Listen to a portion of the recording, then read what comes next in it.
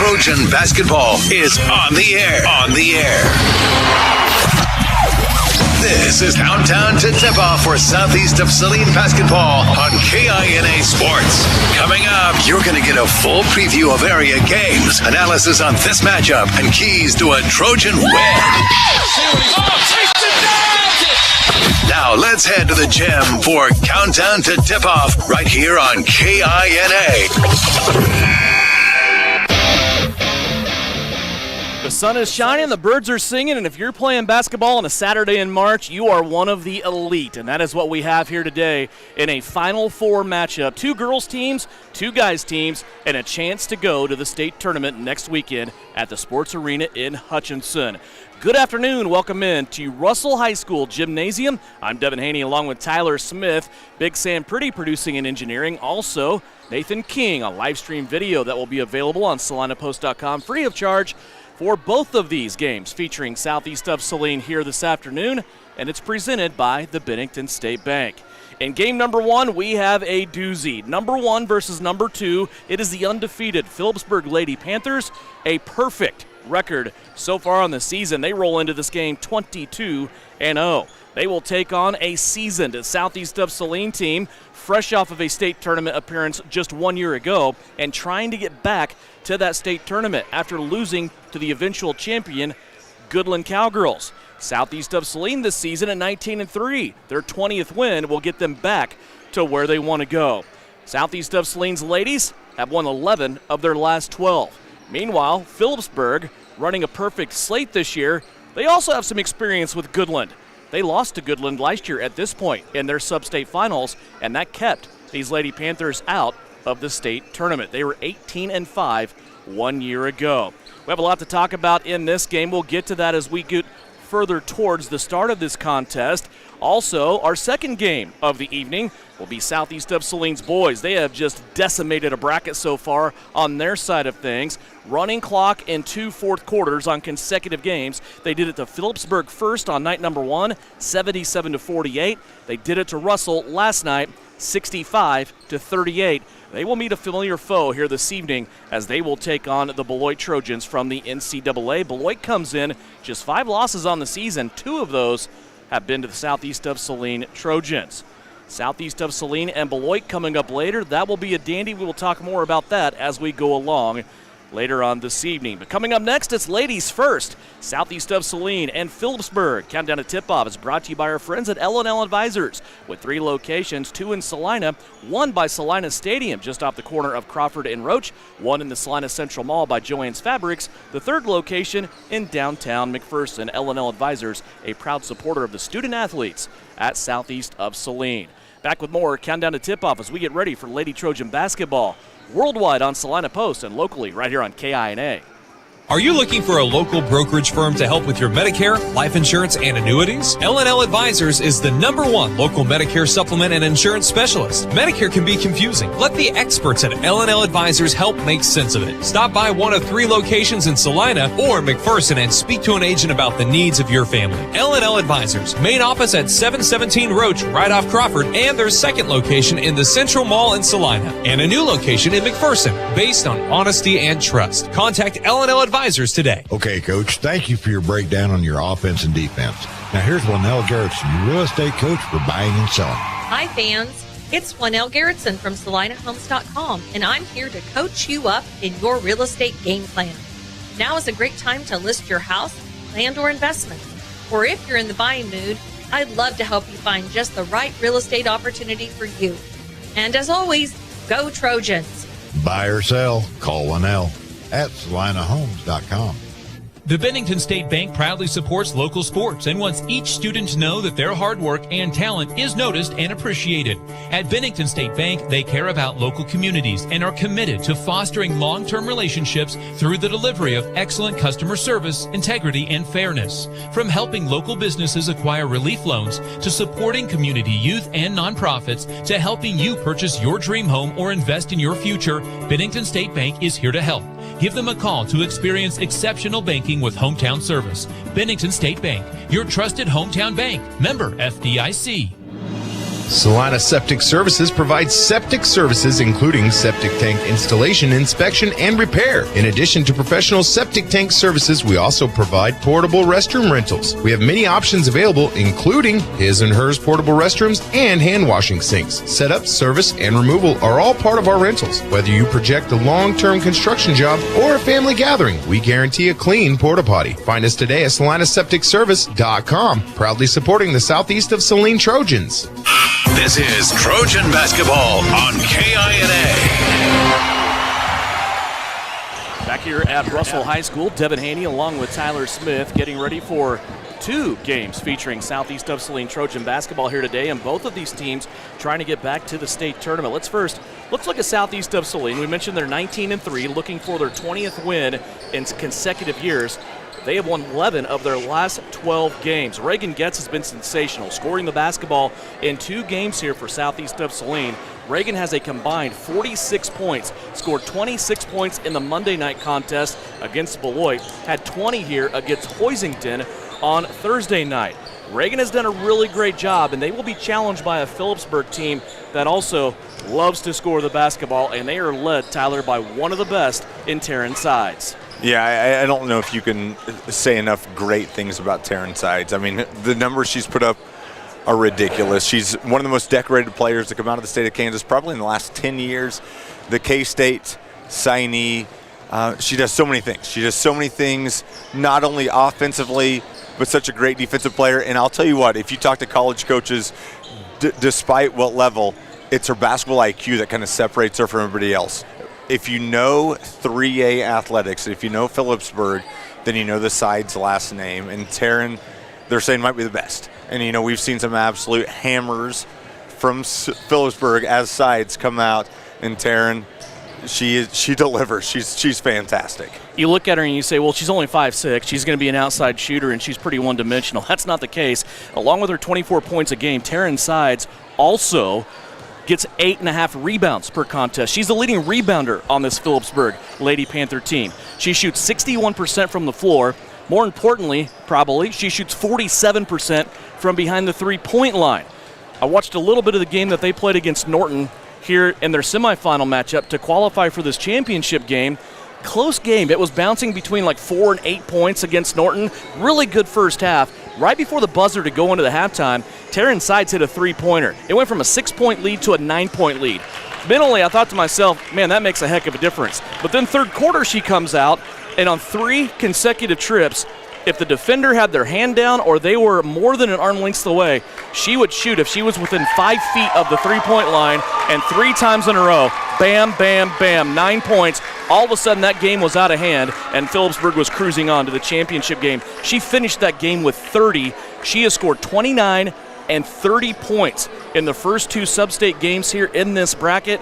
If you want a nutshell of her career and kind of a wide scope while we're talking about scoring, we celebrate 1,000-point scorers in high school basketball. That's just the way it is. Eli Sawyers this year passed the 1,000-point mark. He may get to 1,300 tonight. Eli Sawyers has been a sensational basketball player for 4 years for Southeast of Saline and may get to 1,300 points here today. Taryn Sides, by the way, 2,064 points coming into tonight. Devin, 2,064 and doesn't play a lot of second halves. I mean, this is what this Phillipsburg team has done in the last 4 years. And granted, didn't make the state tournament last year, but they dominate. And she's a Division I athlete. I don't want to call her a basketball player because everything else she does. I mean, you watch her speed, you watch her athleticism. It's everything that she can do. We talked about the basketball IQ. But I'll tell you what, if you start watching Taryn Sides, and this came from Coach Shauna Smith, you watch her, she's the type of player that gets everybody involved. She knows that to go to the next level, to make the state tournament, to win a state title, that everybody has to be in because she knows everybody's focused on her. She gets everybody involved. And you alluded to that with the amount of rebounds she has, everything she does. This is a special player, and this is going to be a fun – this is the matchup that you want, right? When this bracket came out, when the sub-state pairings came out, this was the collision course that Southeast wanted. Tonight's going to be fun. And let's be fair. One eye of the Lady Trojan basketball team has been looking at Phillipsburg all season long because we knew it may come down to this. If you listen to the broadcast, you listen to pregame, you know that I love to go through and I like to pluck common opponents. Kind of get a gauge of where we're at, kind of see what we want.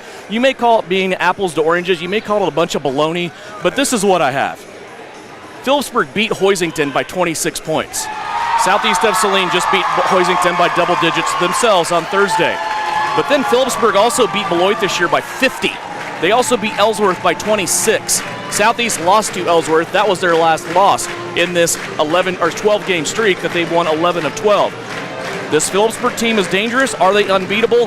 No, I don't think so, and we'll tell you why when we come back. Along with starters, they are on the way as well. We're about 4 minutes away from the start of this one. It's a sub-state championship Saturday here from Russell High School on KINA. Frisbee Construction is a service organization for the commercial grain industry dedicated to giving you the best in planning, the best in quality, and the best of workmanship, and overall the best value for your dollar since 1949. Frisbee Construction specializes in new construction as well as remodel and repair of grain handling facilities throughout the Midwest. Frisbee Construction Company in Gypsum has emergency crews available as needed. For more information, go to frisbeeinc.com. Whether on the field, court, or in the operating room, experience matters. A coach loves an experienced team just like a patient values an experienced doctor. Saline Ortho has ABOS board-certified physicians with over 40 years of orthopedic service. If you need help staying active or just want to discuss options regarding the newest techniques and services and specialties that Saline Ortho provides, see one of our trusted physicians or visit salineortho.com. Saline Ortho, your voice, your choice, past, present, and future. You're ready for any task and you expect the same from your tractor. No matter the job, there's a Case IH Farmall tractor ready to work as hard as you do. With easy operation, an exceptional operating environment, and more standard features that enhance productivity, Farmall tractors deliver the power and flexibility to knock out chores and keep going. Stop by Can Equip in Salina and find a Farmall to meet the demands of your operation. Can Equip you. You're telling me your driver turns you on remotely? It feels so good. One gentle touch of a handy remote or mobile app and my motor's running. And don't fret, my little pickup pal. New Image Audio installs these inside trucks too. Oh, yeah. You'll want it when the winter chill hits. A remote start from New Image Audio for cars, trucks, even diesels. All systems remote and cell phone capable. Nationwide coverage. Get yours at New Image Audio on South Broadway. In Salina. You're listening to Southeast of Saline Hoops on KINA. About 2 minutes away from the start of this one. Both teams on the floor having their final warm-ups. Again, Phillipsburg and Southeast of Saline. This is the girls' sub-state championship and the right to go to state starting next week. Phillipsburg got here after a victory over Russell 59-11 on Monday. On Thursday, they beat Norton here in this gym 66-47. Southeast of Saline got here after a victory on their home floor against Beloit 52-41. They then defeated Hoisington here in this gym on Thursday 48-34. Let's go over starters for the Phillipsburg Lady Panthers. They are led by head coach Rachel Miller. They are ranked 2 in Class 3A by the Kansas Basketball Coaches Association. For their starting lineup, they will go like this. Carissa Keaton is a 5'4" sophomore. She averages 6 points a game, 2.5 rebounds. Trinity Gross, a 5'6" senior, averages 4 points a game and also 2 rebounds. Taryn Sides, we've talked about her, the Kansas State commit. She is averaging 24 points a game and also 8 rebounds per contest. She is an assassin no matter where she is at on the floor. Kayla Jacobs, also in the starting lineup, a 5'5" sophomore who averages 6 points a game and also 3 rebounds per contest. And Heather Schimpfer, we haven't talked about her a whole lot. I think she is the key to this game. She's a 6' senior, had a knee injury last year. She is back in the mix this year. She is also very athletic. She's going to Washburn to join the Lady Ickabugs to play volleyball next year.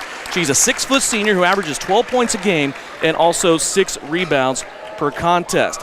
So for Phillipsburg, once again, perfect record. They come in 22-0. The Lady Panthers, coached by Rachel Miller, currently ranked 2nd in Class 3A. We'll go with Carissa Keaton, Trinity Gross, Taryn Sides, Kayla Jacobs, and Heather Schimpfer.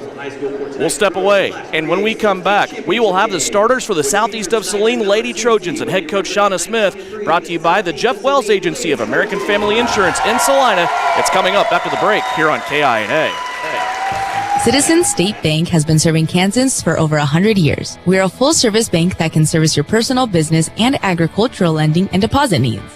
Citizens State Bank offers 24/7 convenience with mobile deposit, online banking, and our ATM conveniently located in front of the building. Stop by and see our friendly and helpful staff.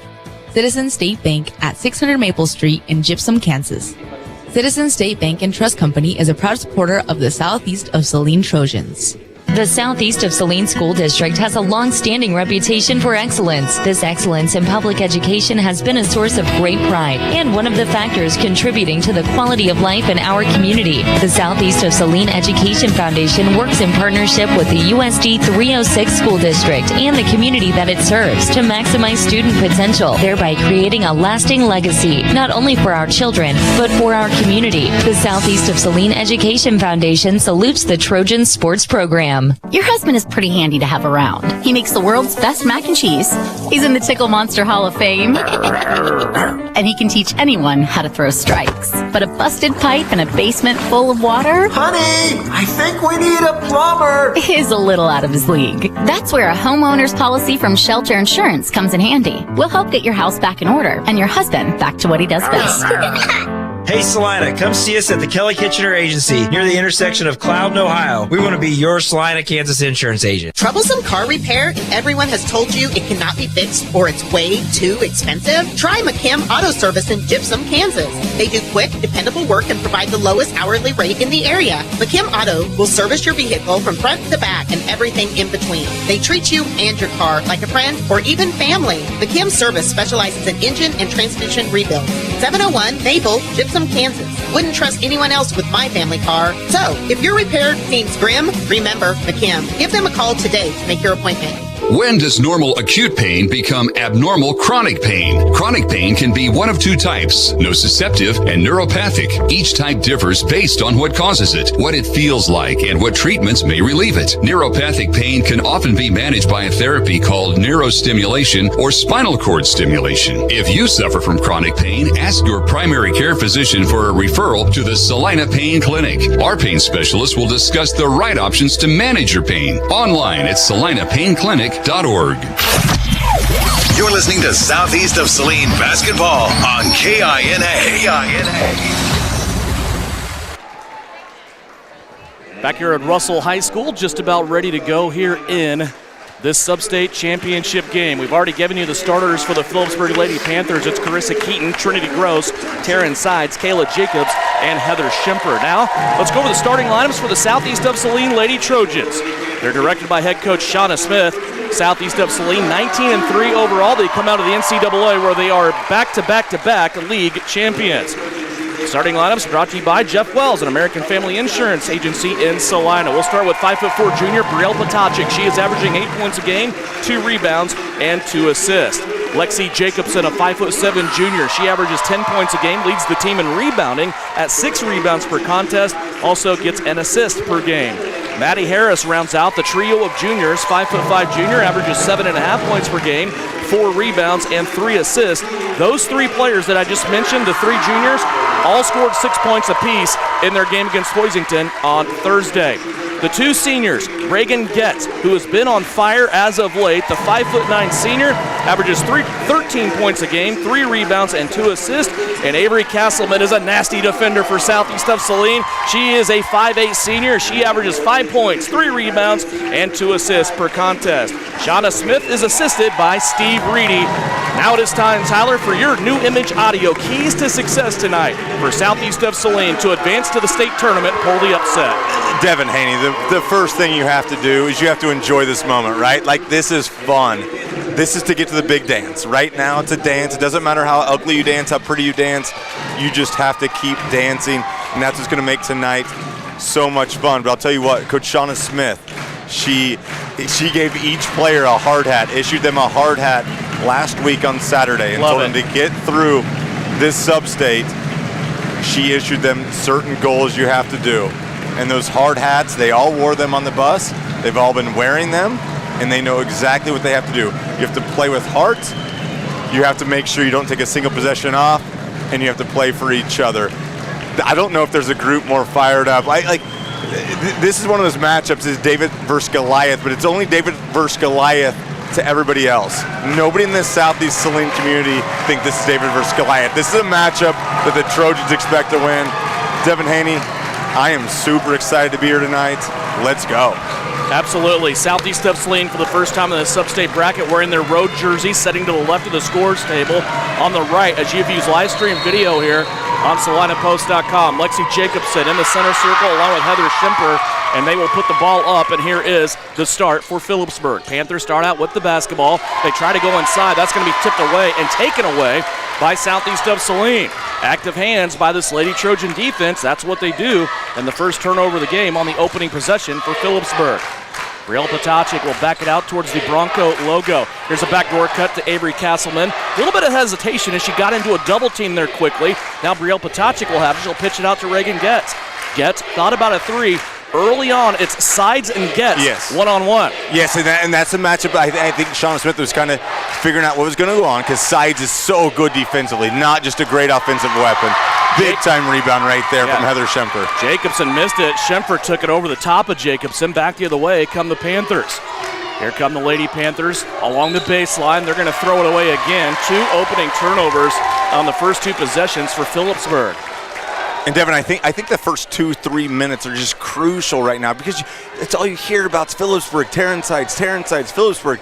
You get through 2 or 3 minutes and realize this is a real-life basketball team. It's not LeBron. It's a fantastic basketball player, but this is a fantastic team that Southeast Saline has. Oh, if it was LeBron, she wouldn't be playing. She'd be injured right now. You're right, load management. Reagan Getz on the right-hand side, trying to put Terran Sides asleep. Now she comes back. It ends up with Maddie Harris. Harris up top. Looked at a three-pointer. Now she lost her dribble. She is stuck, needs some help. Here comes Lexi Jacobson to the rescue. Lexi's going to curl around. Thought about pulling up in the lane. Lost the basketball. It's a 5-on-4 for Phillipsburg. They'll dump it off to the right-hand side. Wow. Blocked by Maddie Harris. Looked to be a wide-open layup for Carissa Keaton off that run-out, but Maddie Harris comes from behind with a huge block. And Devin, we saw it on the offensive side. Maddie Harris offensively didn't go her way, didn't hang her head. She sprinted back. Great hustle play from Maddie Harris. Still scoreless. We are 90 seconds in. Three-pointer off the inbounds for Phillipsburg off the front of the rim, no good. Schimfer with the rebound, and her putback is good. Offensive opportunity to score for Heather Schimfer. Yeah, great offensive rebound from Schimfer, and right there, that's when Avery Castleman didn't find the body, didn't find Schimfer. She needs to get a body and make that a more difficult opportunity for Schimfer. Southeast needs a score here. They have came down the floor several times, got it to the paint, but unable to do anything with it. Here's a backdoor cut, Brielle Potacik. She is going to be contacted by Sides. Now pitches it out for a three from Getz. That's no good. Sides has the rebound on the weak side where she fell down. Terran Sides up the middle of the floor. She'll be checked here by Avery Castleman defensively for Southeast of Saline. That's also a matchup to watch. Phillipsburg works it around. Shorty DeGrosse has it. Now to the right-hand side to Keaton. Carissa Keaton will play it back to Terran Sides. 5:35 left to go first quarter. 2-0 Phillipsburg. Over to the far corner again. Keaton has it. She'll fire the tray. Too strong, no good, and Brielle Potacik gets the rebound. Here comes Brielle back the other way. And Devin, I'm so impressed right now with Sides. Sides, she didn't try to press anything, right? She's just, what a reverse layup from Maddie Harris right there as I'm talking about Sides and her just patience. Great baseline move from Maddie Harris. You just wait. You and I have talked about it all season long. You wait for somebody to turn the nasty on in Maddie Harris, and that was a great return move there. And now a turnover by Phillipsburg. They have 3 turnovers here early on. And Devin, you kind of think Rocky IV. If you're watching this game or if you're listening for the first time on the radio and you're thinking Southeast Saline, Phillipsburg, it's Rocky Balboa. Phillipsburg is Ivan Drago. It's make him bleed, right? And that's the first 2 or 3 minutes. You can tell, they're normal. It's okay. Let's go play basketball. Here's Brielle Potacik on the dribble drive handoff from Harris. Now over to Castleman. Little stutter step, backdoor cut to Harris again. She tried to go back to the rim. I thought maybe she had a little brain twitch that went, let's reverse this again, but then she found out she was pretty active there on the strong side of the basket. She went ahead and put it up and was fouled, and Maddie Harris will go to the free throw line. And it's the first foul on Sides. And again, anytime that you're getting Sides, any fouls, anything that's going to distress her. I mean, we've talked about her IQ. I mean, it's super smart. She's, again, talking to multiple college coaches, you read the articles. It's her IQ that separates her. she'll play smart with fouls, but any foul that you can get on Taryn Sides is huge for Southeast Saline. Harris missed the first free throw. Maddie's second attempt is up and in. 1 of 2 at the free throw line. Harris was very active at the free throw stripe on Thursday night, scored all 6 of her points from the free throw line. Southeast of Saline takes the lead. They're on a little 3-0 run here. Back into Schimpfer. She's going to rise up and score, and Phillipsburg's back out in front. Yeah, great play from Schimpfer. She was fronted by Harris right there, and just from Pearson, and just rose above. Great job just catching and going right up to the bucket. Harris with it on the left-hand side, and a foul will be called here on Schimpfer. She shoved Abba Pearson, the freshman for Southeast of Saline, who has just checked in. She came in to spell Lexi Jacobson real quick, and Shauna Smith's going to start having that rotation, that big rotary door of substitutes, giving each one of her starters a quick break. Lexi Jacobson got hers. Now she's back in for Brielle Potacik, and that foul on Schimpfer is her first, second team foul for Phillipsburg. Here's Jacobson, fresh off the rest, can't get it to go over the top of Schimpfer. Once again, Schimpfer 6 foot on the inside. Quickly up the floor, here comes Peberg, and a block by Reagan Getz on the inside. She denied Kayla Jacobs. Approaching the halfway mark of the first quarter. These two teams checking each other with body shots right now. And you're exactly right, because Seitz hasn't had a shot yet. Like, she's watching the whole game be played. Like, she's just calculating with everything she's got. Jacobson had it inside, now plays it back out to Getz. Reagan will play it in the corner to Castleman. This Phillipsburg team very good defensively. Out to Harris, she'll pull the trigger from 3. Got it to go!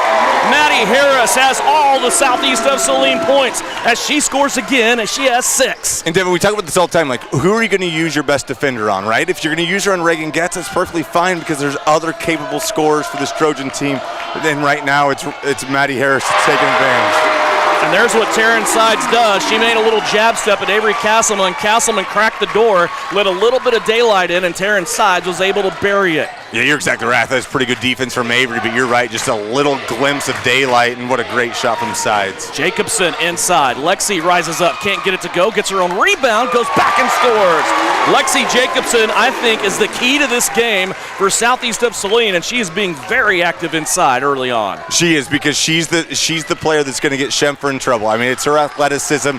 Schimpfer is a very athletic, big-time post, but if you get her tired, it's Lexi, it's that motor that you got to keep going right now. Phillipsburg nearly turned it over again. Kayla Jacobs looked like she was going to go set up. Now it ends up with Sides in a three-pointer. That's no good. Jacobson with the board. Here comes Maddie Harris. Boy, she is mashing the accelerator down behind the back as she goes 1,000 miles an hour up the center of the floor. Now to Jacobson on the right-hand side. Kick out to Getz. Getz closed up quickly there. Did not get a look at a 3.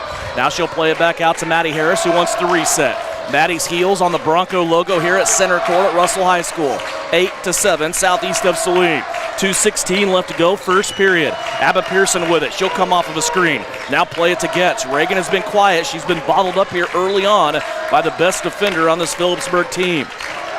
And Devin, I'll think one of the best perimeter defenders in the state right there. I mean, you've seen Keisha. Keisha Uncovered did a great story on her. Just a great defender, great player. A miss inside by Southeast ends up in a run out for Trinity Gross, cherry picking down the floor. Southeast didn't have anybody back, and it's a 1-point lead for Phillipsburg.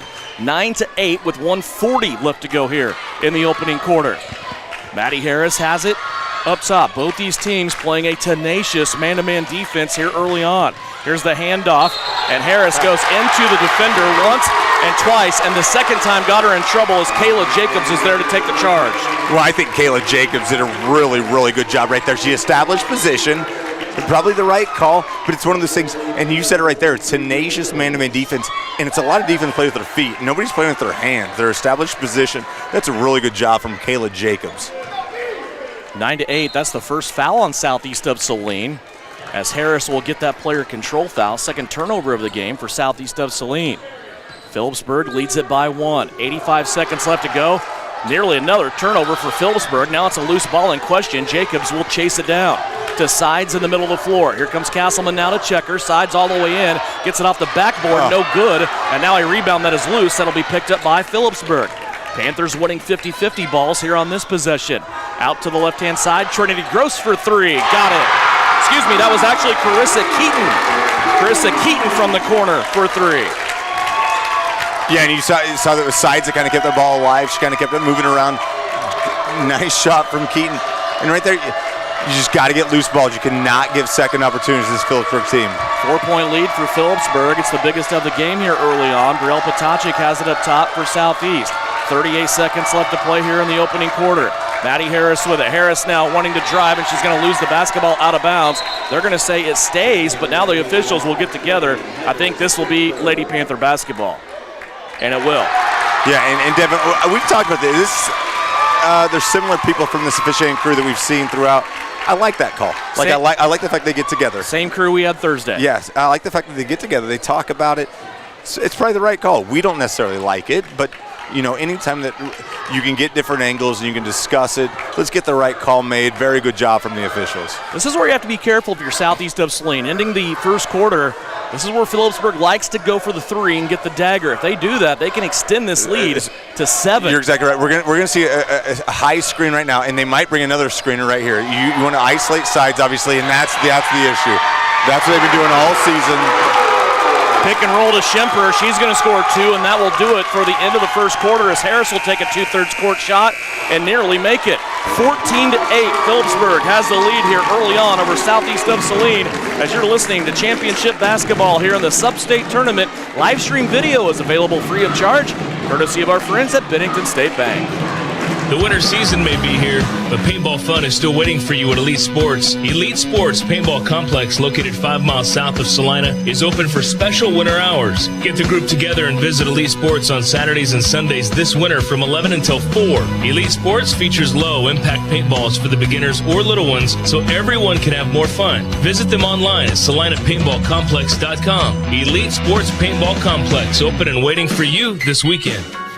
The Bennington State Bank proudly supports local sports and wants each student to know that their hard work and talent is noticed and appreciated. At Bennington State Bank, they care about local communities and are committed to fostering long-term relationships through the delivery of excellent customer service, integrity, and fairness. From helping local businesses acquire relief loans to supporting community youth and nonprofits to helping you purchase your dream home or invest in your future, Bennington State Bank is here to help. Give them a call to experience exceptional banking with hometown service. Bennington State Bank, your trusted hometown bank. Member FDIC. You're listening to Southeast Trojan Hoops on KINA. Back here ready to start second quarter action, brought to you by our friends at Salina Septic Service. Southeast of Saline with the basketball. They trail by 6, 14-8. Phillipsburg with a 2-possession lead. Harris with it on the right-hand side. She rocks it back and forth. Now comes to the left to Avery Castleman. Now to Getz in the corner. A lot of traffic over there. 5 players hanging out in that one corner on the near side.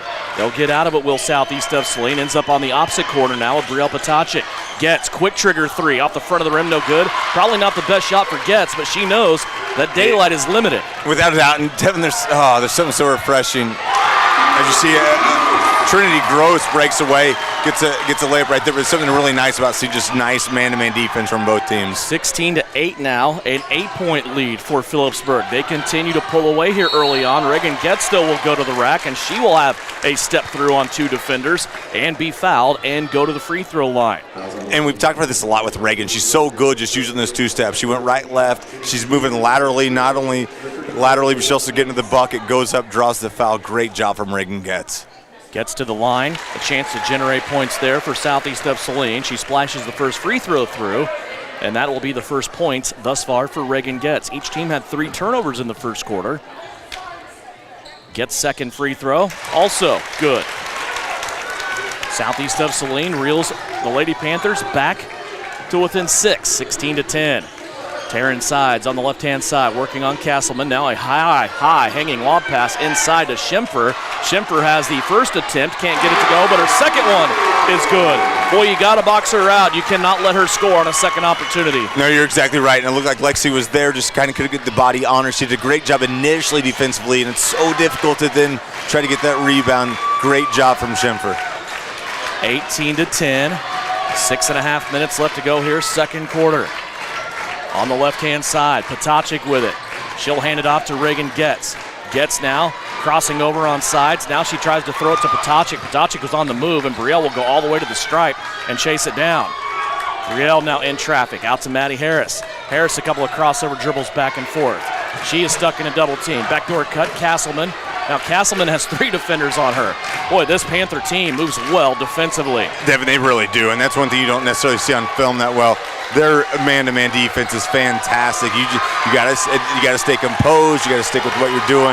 But they are playing great defense right now. Southeast looking for something, anything to develop here in their offense. And right now, they don't have anything. Jacobson inside, dribbles off her toe. Turnover, here comes Phillipsburg the other way. It's Sides and Castleman will check Taryn Sides early on for a foul on the floor. Avery Castleman picks up her first. And I'll tell you, that's a really good foul right there from Avery Castleman, because it looked like Sides might have had an angle. Sides creates a little contact. We talk about coaches and teams that take their players' personality. If you're watching right now on SalinaPost.com, you're seeing Coach Rachel Miller. She's playing as much defense as her Phillipsburg team is as well. She's a lot of personality. And a 30-second timeout, 5:40 left to go. Phillipsburg leading at 18-10 as you listen here on KINA and watch on SalinaPost.com. The Appliance Center. It's where you go to shop for washers, dryers, kitchen appliances, furniture, pellet grills, TVs, and so much more. If you are looking for a local, family-owned business, visit the Appliance Center. We're in the big red and white building on South Broadway in Salina. Come experience the Appliance Center difference. Salina Post and KINA, your home for all things Trojan. The Southeast of Saline Trojans sports stream live on the Salina Post, and you can always listen at 910 AM, 107.5 FM, or at 910KINA.com. Work hard, play hard. Good luck, Trojans, from Roselawn Memorial Park in Salina. To learn more, visit RoselawnSalina.com. Back here at Russell High School, 3rd consecutive day for folks wearing purple. The girls' game on Thursday, guys' game last night. Now both teams here with a chance to go to the state tournament on a championship Saturday here. Phillipsburg leading 18-10. Lady Panthers have the basketball. They are standing on their baseline and a chance here to inbound underneath their own basket. The officials conferring here, one of them at the scores table. Maybe looking at fouls here. I've noticed the board has been really slow about getting fouls up, and I don't know that it's accurate. I have Phillipsburg for 3 team fouls. I have Southeast of Saline for 2, and they're trying to get that squared away, and now they do. Yeah, and the scoreboard's not keeping who the player fouls on, which is also difficult, for assistant coaches. You see a Southeast Saline team with only 1 assistant coach. Phillipsburg's rolling with only 1 as well. That's difficult for assistant coaches to kind of keep track of. Inside, Schemfer gets it up over the crowd, and she's able to catch it and score without ever dropping the basketball down. And Schiffer's the issue, right? I've seen articles. We've all seen them. Sides just says she's so excited to play with her best friend again after Schemfer's knee injury last year. Boy, she's an issue. Maddie Harris gets to the cup. She's able to lean in and score. 8 points now for Maddie Harris. And that's huge, just to kind of silence things a little bit. All right, it's 12, but just keep plugging, keep playing defense. Yeah, I think it's 8. They put the points on the wrong side. The scoreboard is continuing to struggle. Phillipsburg with it. Here's a drive along the baseline. Now they're going to dip it out for a shot from 12 feet away. No good for Trinity Gross. Now here's a run out, Maddie Harris. Harris will not give this ball up. She crosses over, has it poked away by Taryn Sides. Now gathers up, kicks it out for a gets 3. Boy, that were rattled in and out and came out. And now Phillipsburg tears back the other way. We're approaching the halfway mark of the second quarter. Taryn Sides off the run with a 3. That's no good. And a rebound over the top by Carissa Keaton. Boy, Southeast, they need to block out extra hard on this Phillipsburg team because they are aggressive. Now a block by Reagan Getz, who turns away a Panther down low. It was Jacobs, and Getz stole a possession away for her team. Yeah, great job from Reagan right there. Just went straight up, was able to make a block shot. Comes down, the ball just wiggles out, rebound from Sides. Lid on the basket right now for these Lady Trojans from Southeast. 4:09 left to go here. 20-12, Phillipsburg leading by 8. Southeast, you just got to weather the storm, right? But you can also see little things that you're doing that you need to adjust on. As Lexi Jacobson gets a foul, she got tangled up with Heather Schemfer inside, and for Jacobson, that'll be her first. Well, I'll tell you what, right now, both benches don't go very deep, right? There's a lot of players there. It's going to be, and everybody's going all out. It's great man-to-man defense from both teams. All teams are selling out defensively. This game's going to be won in the third quarter. It's going to come out third and fourth quarter who can do it, but you got to keep it close right now if you're Southeast. You can't let this lead get too much bigger. You got to stick with Phillipsburg right now. Weather the storm, right? You know what's Without a coming. You doubt. know they're going to make a run. Right now they're trying to get it to Schimpfer inside. They think they have an advantage there, and now a ball goes out of bounds. There were 3 players on the floor. Schimpfer started that, throwing the basketball out to the corner looking for help, and it went off the Panthers' fingertips and out of bounds. 5 turnovers now for Phillipsburg. 3:49 left to play as we work our way towards halftime. 20-12 is our score. Southeast of Saline trailing by 8. Abba Pearson has it. She'll swing it around right-hand side to Brielle Potacek. Potacek hasn't even taken a shot yet. Here's Pearson for 3. That's an air ball, and it'll go out of bounds and to the Panthers. Yeah, you can see it's a shot it looks like Coach Sean Smith's not super happy about. It's just so early in the offense, right? Like, we don't mind Abigail Pearson taking that shot. Just after a few rotations, the ball gets swung here and there. If that shot goes in, a perfect shot. But if not, just settle in a little bit, settle in the offense. And that's what we need. Abba was huge the other night, and that's the reason why Southeast is here, so just keep rolling. Avery Castleman on the bench right now. Brielle Potacek, the junior, draws the defensive assignment of Terrence Sides. 20-12, 3:10 left to go here in the second quarter. Pass to the left. Phillipsburg now will pass it over the top of the rim, and it ends up on the right-hand side of the floor to Trinity Gross. Now a pass inside that is deflected away. Addison Rohr nearly had it. Now it ends up in the hands of Terrence Sides out top. She goes all the way to the baseline. Potacek there with her. Out to an open shooter. Three-pointer on the way is good. Kayla Jacobs gets her first basket of the game. Now all 5 Phillipsburg starters have scored. Gets off the break for 3. Too short. Air ball, no good. Phillipsburg has it back. And again, the score's a little bit wrong. I think it's 23. Okay, 23-12. Again, here's what you're doing if you're Southeast Saline. You're playing great defense on sides, and you're going to let the other players beat you. And right now, that's what Phillipsburg's doing. I mean, you're putting all the attention on sides, and I say you got to continue to do that. But here's the deal. You cannot give second chance opportunities. Here's a poke by Addison Rohr. Maddie Harris takes it away for the Southeast of Saline defense. Up the right-hand side, Harris now looking. She finds Getz. Reagan will square up now to Brielle Potacek. They'll swing it right to Maddie Harris. Harris had an open baseline. Instead, she'll come back to the left-hand side of the floor to Getz, who walks it towards the center. Getz dribbling and looking. She'll unload it to Pearson. Abba Pearson just dribbled off her right leg and out of bounds. 5 turnovers for Southeast of Saline. And Devin, some of those turnovers, very forced, but not it's dribbling off your foot. It's simple things. Just got to slow everything down. Like, understand the moment. It's big. We talked about enjoying the moment. Like, that's crucial for the success of Southeast Saline as we see the timeout for Phillipsburg. Phillipsburg wants a timeout. We'll take it as well. It's a 30-second timeout. 1:53 left to go here in the second quarter. 23-12. Panthers over the Lady Trojans on KINA. Start style with a new vehicle from Home Automotive. Hi, this is Tim Holm.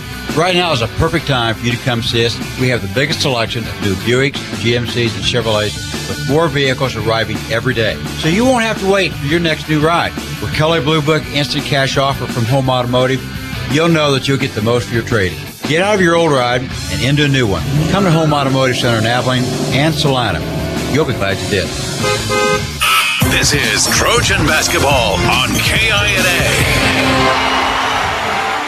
Back with 1:53 left in the second quarter, brought to you by Salina Septic Service and now Hutchinson Septic Service. Our friends at Salina Septic Service are growing, now offering portable restrooms, portable hand washing stations, as well as roll-off containers. See their website at salinasepticservice.com for more information on the services they provide to you.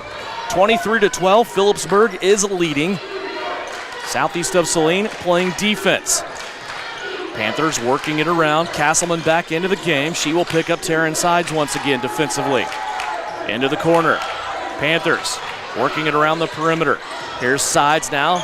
Little jab step at Castleman once, twice. Now she wants to drive. Fell down. Leaves the basketball out to the left-hand wing. Into the custody of Krista Keaton. Now another near steal by Harris, and that's going to end up in a two-pointer for Phillipsburg. Yeah, Kayla Jacobs right there with the 2. Great catch from Jacobs. And you love Maddie Harris going for that shot. She's going to get to a big-time 3 from Brielle Potacek. Big shot. Brielle has taken her first shot of the game, and she rings the bell from three-point land. Back to within 10 and now for Southeast of Saline. Boy, the Lady Trojans needed that one. 1 minute left to go before half. Stay tuned with us here at halftime. We'll see if we can get Bryson Flax through the traffic and have him up here to talk about the game coming up with the Trojans and the Trojans, Southeast and Beloit. Right now, rounding out the first half of this ladies contest. Heron sides with the runner. Won't go down. Potocnik fighting for the rebound, but she was unable to get there and outnumbered by Panthers. 39 seconds left to play before half. Inside, Schimpfer. Wow. Athletic catch and score. Heather Schimpfer has been the difference in this game. She has 6 points in each quarter, total of 12. Yeah, Heather Schimpfer is, what she's doing right now is super impressive. There's so much emphasis placed right now on Taryn sides, but it's only been one defender. But you can't really sag off of Taryn. You can't do anything, and Schimpfer's doing a great job finishing right now for the Panthers of Phillipsburg. 12 seconds left to go. Southeast of Saline trying to get the first say here in the first half. Clock down to 5. Harris running out of time. Plays it right to Castleman. Castleman running out of time. Harris has to fire it long distance at the buzzer. Nearly got it, but it glances off the right-hand side of the rim, and that will bring us to halftime. 27-15. Phillipsburg leads it by a dozen as we hit the break. It's brought to you by Knopf Auto and Truck Accessories. When we come back, we'll have scoring from the first half. We will also have a conversation with Bryson Flax. It's all coming up here at the break. Halftime is here. Phillipsburg 27, Southeast of Saline's Lady Trojans 15 on KINA.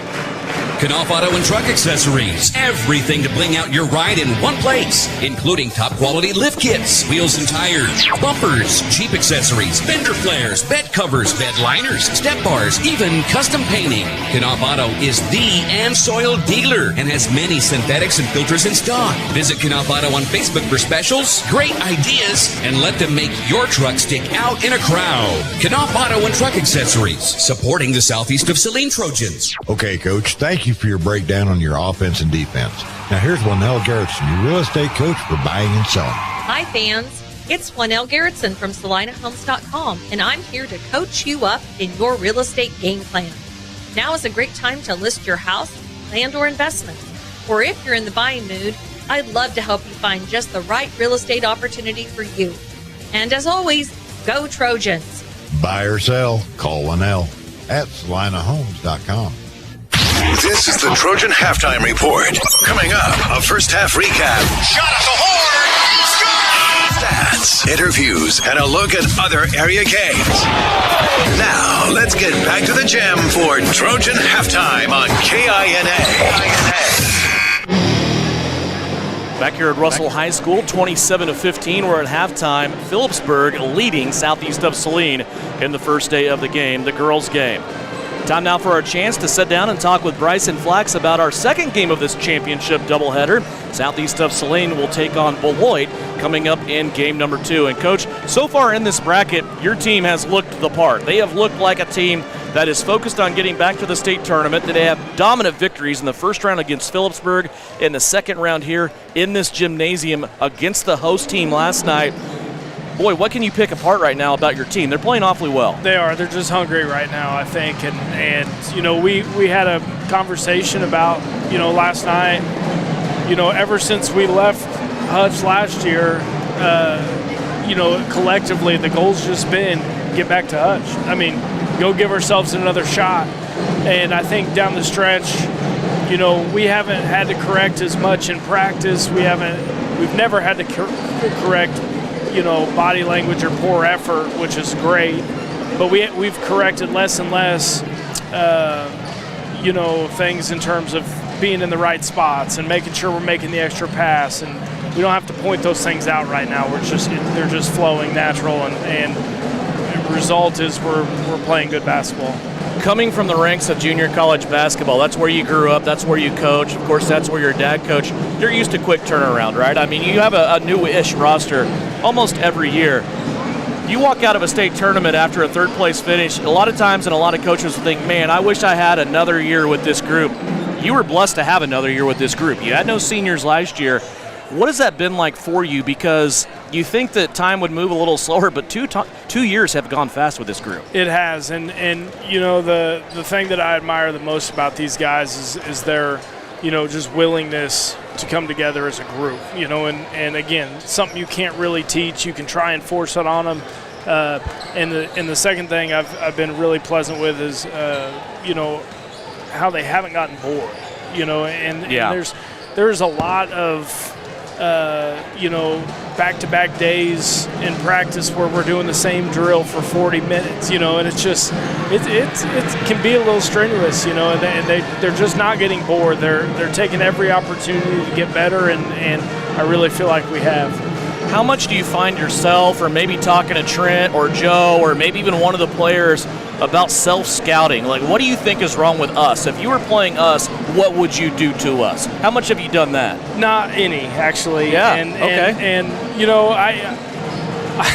I would be physical with us, and I think though our guys now will be physical back, and I think in the last Beloit game we kind of showed that. Yeah. I think they hit us with everything they thought was our weakness, and we kind of just took the punches and then threw them back, and so I don't know. I'm more worried about Beloit, and it's a grind, and I got home last night and started watching some film, and just one of those things that you got to be prepared every night. So.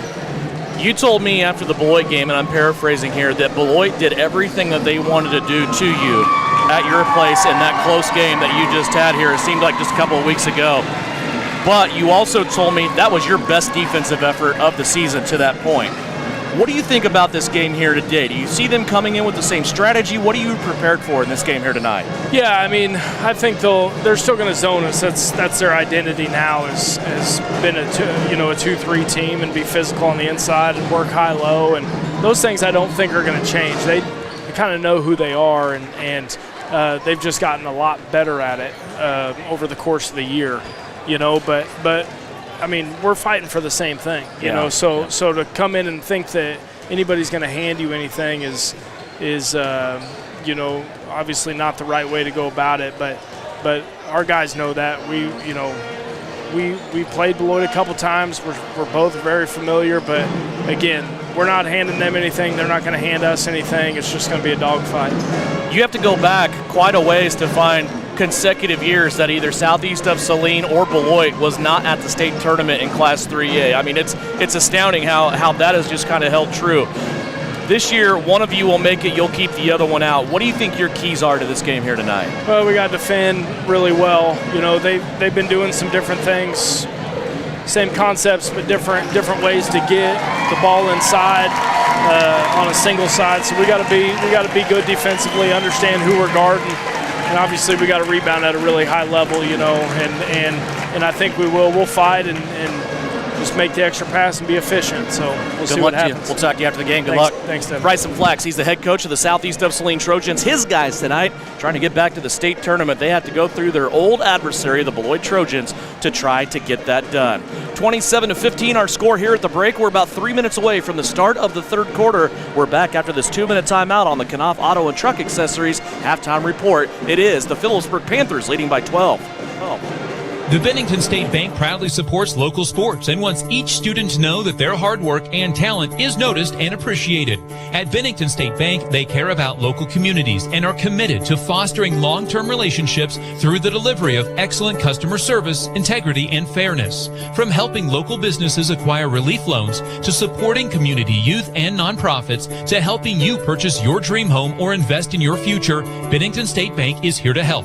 Give them a call to experience exceptional banking with hometown service. Bennington State Bank, your trusted hometown bank. Member FDIC. Stardust Trophy in downtown Salina is your full-service headquarters for trophies and awards for club and sporting events. But did you know Stardust Trophies also makes employee name tags with your company logo? They engrave executive awards like desk clocks and pen desk sets. They imprint artwork and photos on t-shirts, coffee mugs, mouse pads, even personal calculators. Stardust Trophy carries clear sports ball holders on wood bases for treasured or autographed balls from footballs to golf balls. Go to Full Service Stardust Trophy, 121 South Santa Fe, downtown Salina. This is Tammy Bedreau at the Bank of Tesket. If you're looking to purchase your new home in the near future, I want you to know we offer a variety of loan options to finance your home purchase. I would love an opportunity to be your lender. Give me a call or stop in today to learn more. We are local lenders making local decisions. The Bank of Tesket, committed to those we serve. MLS number 712440. Equal housing lender, member FDIC. APAC Kansas Incorporated has been building the Heartland from the ground up for over a century. From the supply of aggregate materials, hot mix asphalt, and concrete to the construction of roads and bridges, we do it all. You've seen our trucks, and now we want to hire you. APAC in Salina is growing, and we are hiring for all positions. From truck drivers to mechanics, general laborers, and construction, APAC has your next career. For more details, visit the job links page at salinapost.com. Great pay and benefits, APAC is an equal opportunity employer. You're listening to Southeast of Saline Hoops on KINA. Back here as we get ready for third quarter action, brought to you by Assyria Oil and Hardware. Let's go over scoring from that first half. Brielle Potacik with 3 points, Maddie Harris with 8, 2 apiece for Lexi Jacobson and Reagan Getz. For Phillipsburg, they are led by Heather Schimper. She's been the difference in this game with 12. 5 points for Kayla Jacobs, 4 for Trinity Gross, 3 for Taryn Sides, and 3 for Carissa Keaton. Southeast of Saline, 3 of 4 from the free throw line. Phillipsburg has not shot a free throw yet. Phillipsburg with 6 turnovers, and Southeast of Saline with 5. That's your scoring update here at halftime, brought to you by Citizen State Bank in downtown Gypsum. Tyler, now that you've seen 2 quarters and a 12-point lead for the Phillipsburg Lady Panthers, what are your new image audio keys to the second half for Southeast? Devin, it's all about just chunking things away, right? Like, you're not going to get things in big spurts. Just, you got to continue to grind. It's what you do defensively. And the big thing is defensive rebounds right now. We've seen Schemper just go nuts grabbing offensive rebounds, not only getting second chance opportunities for herself, but for the entire Panthers team. Continue to go with it, continue to stick with it, and continue to keep fighting. I mean, doing a great job holding sides down. Continue to do that. But this Phillipsburg defense is tough. Just get loose. Someone's got to get something to start going right now for Southeast Saline. Agree or disagree with me? Phillipsburg has a 12-point lead because they are winning the rebound battle. True or false? True, 100% true.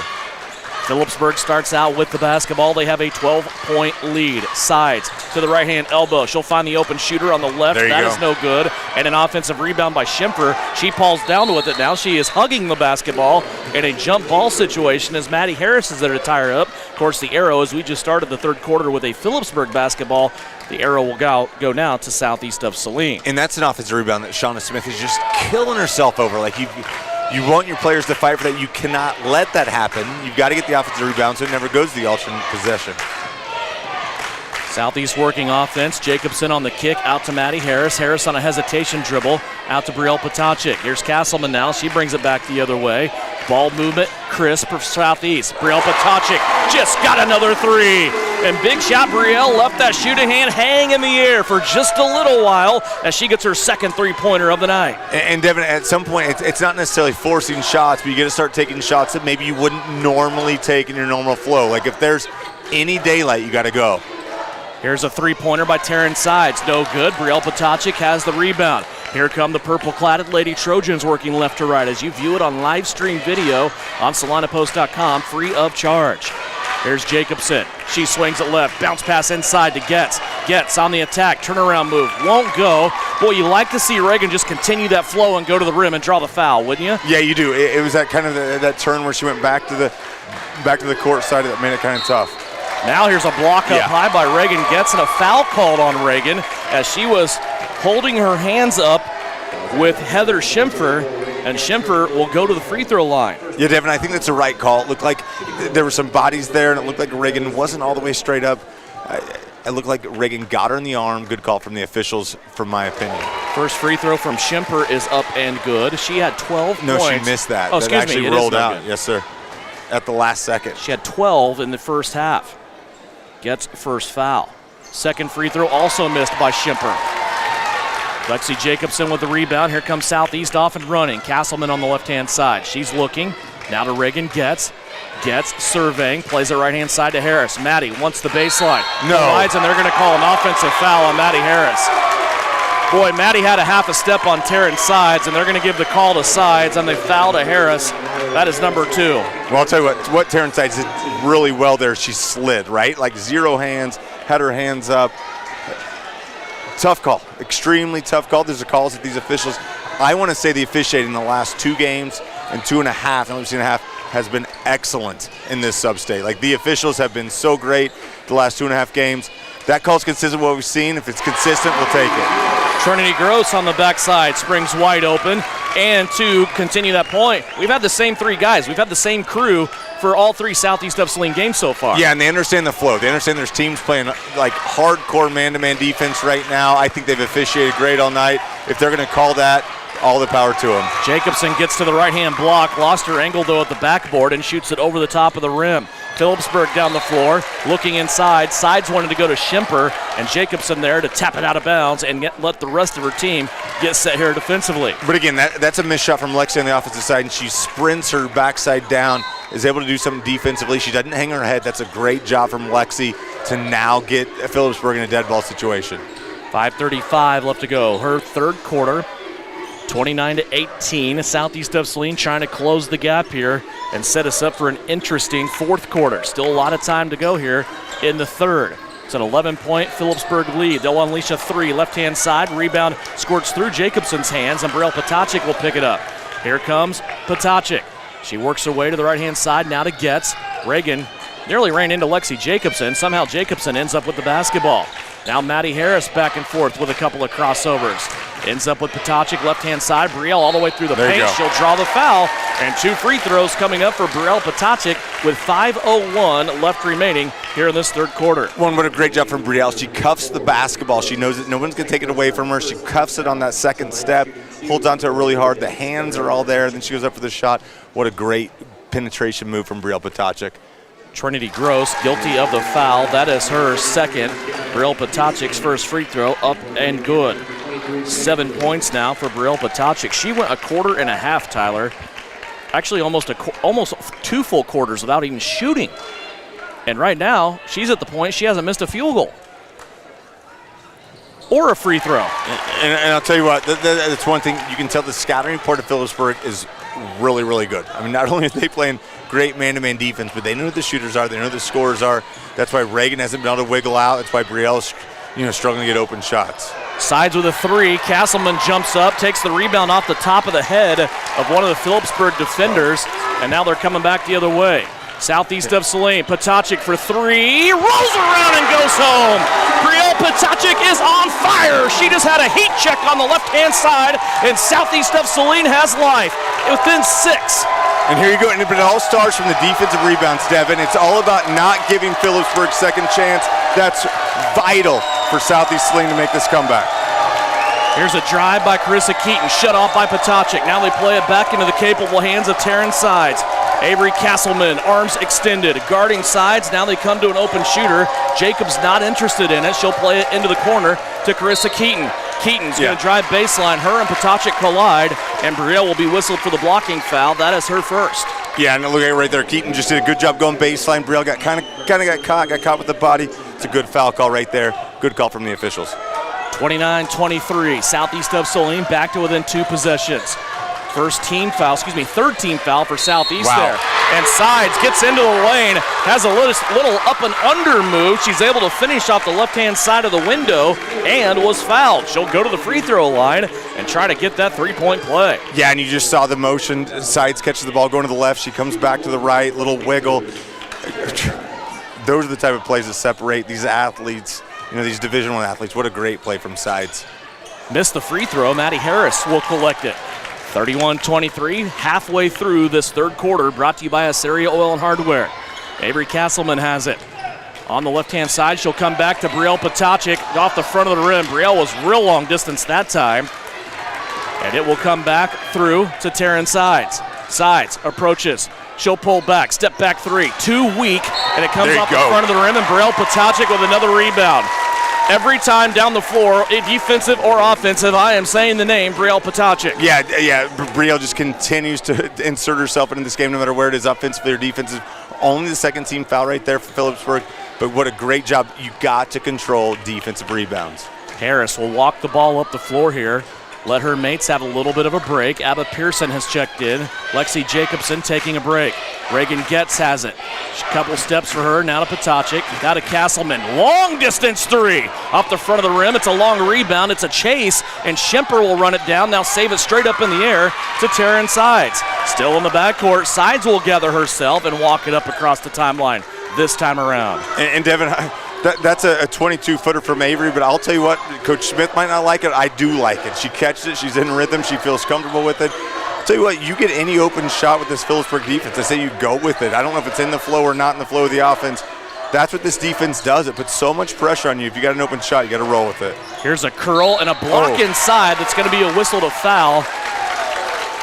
It will be the 5th team foul against Southeast of Saline. Let's see who they got here with it. It's going to be Maddie Harris, and it's her 3rd. Yeah, I think they tagged Maddie right there, and it looks like right there, just a great job from.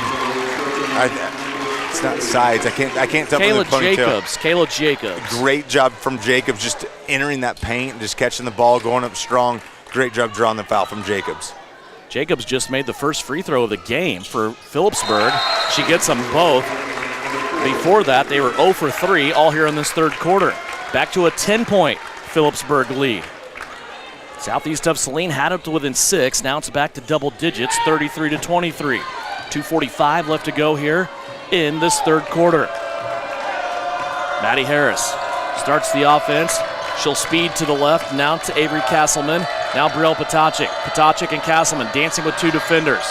Now back over to the left, Potacek has it. She's guarded closely, backdoor cut to Castleman. Avery couldn't handle it, and it's a takeaway for Phillipsburg.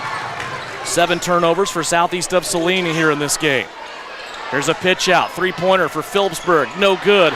And a rebounding foul on Heather Schemper as she was all over Lexi Jacobson that time. And you hate that it takes a half for this to happen, but you can tell that there was an emphasis at halftime about you got to attack the defensive boards. Right there we're seeing Southeast Saline not giving second chance opportunities to Phillipsburg. Schemper has 2. Her and Trinity Gross have 2 fouls for Phillipsburg. Nobody else has more than that. Approaching the 2-minute mark of the 3rd quarter. Crucial time here for Southeast. Try to get this thing back to within single digits once again as they head to the 4th quarter. Jacobson with it. Now Potacek. Here's Harris. Harris gets to the right-hand elbow. 15-footer. Splashes through. Maddie Harris has 10. She's in double digits. 33-25 Panthers. Inside 2 minutes left to go. Sides with a spin move. Draws the attention of Castleman and gets. Now over to the left. Phillipsburg playing around the perimeter. Schemper's clapping her hands down low along the baseline. She wanted something to happen there, and it didn't. She shakes it off now, trying to post up on Jacobson. Long stare inside by Carissa Keaton. Now she'll throw that lob pass over the top of everything to Bryn Billings, who has checked in.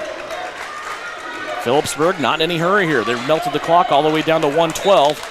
And now they nearly throw the ball out of bounds, but Avery Castleman helped it go out of bounds on the baseline. Phillipsburg will keep it underneath their own basket. And Devin, you're seeing the experience of Phillipsburg, right? We've talked about, obviously, Sides and all her experience, everything she does, slowing things down, right? They're not looking to press anything. They're looking to slow things down, only take open shots. They're not forcing the issue right now. Sides comes around after a couple of passes. She'll get the ball back in her hands, asking for a high screen. She gets 2 of them. Now the roll to Schemper, and a strip by Getz, taken away by Potacek. Brielle kept that basketball from going out of bounds, and now Getz gets called with a palming violation out in the middle of the floor. Boy, that stinks. I'll tell you what, so from the official side, it looked like maybe Reagan got it caught up maybe in her hip or maybe something right there. From that angle that he had, I can see the call. The dribble wasn't natural. Might got caught up in the hip. Good call from the officials if that's the angle you have. 33-25. Last minute of the 3rd quarter. Carissa Keaton has it.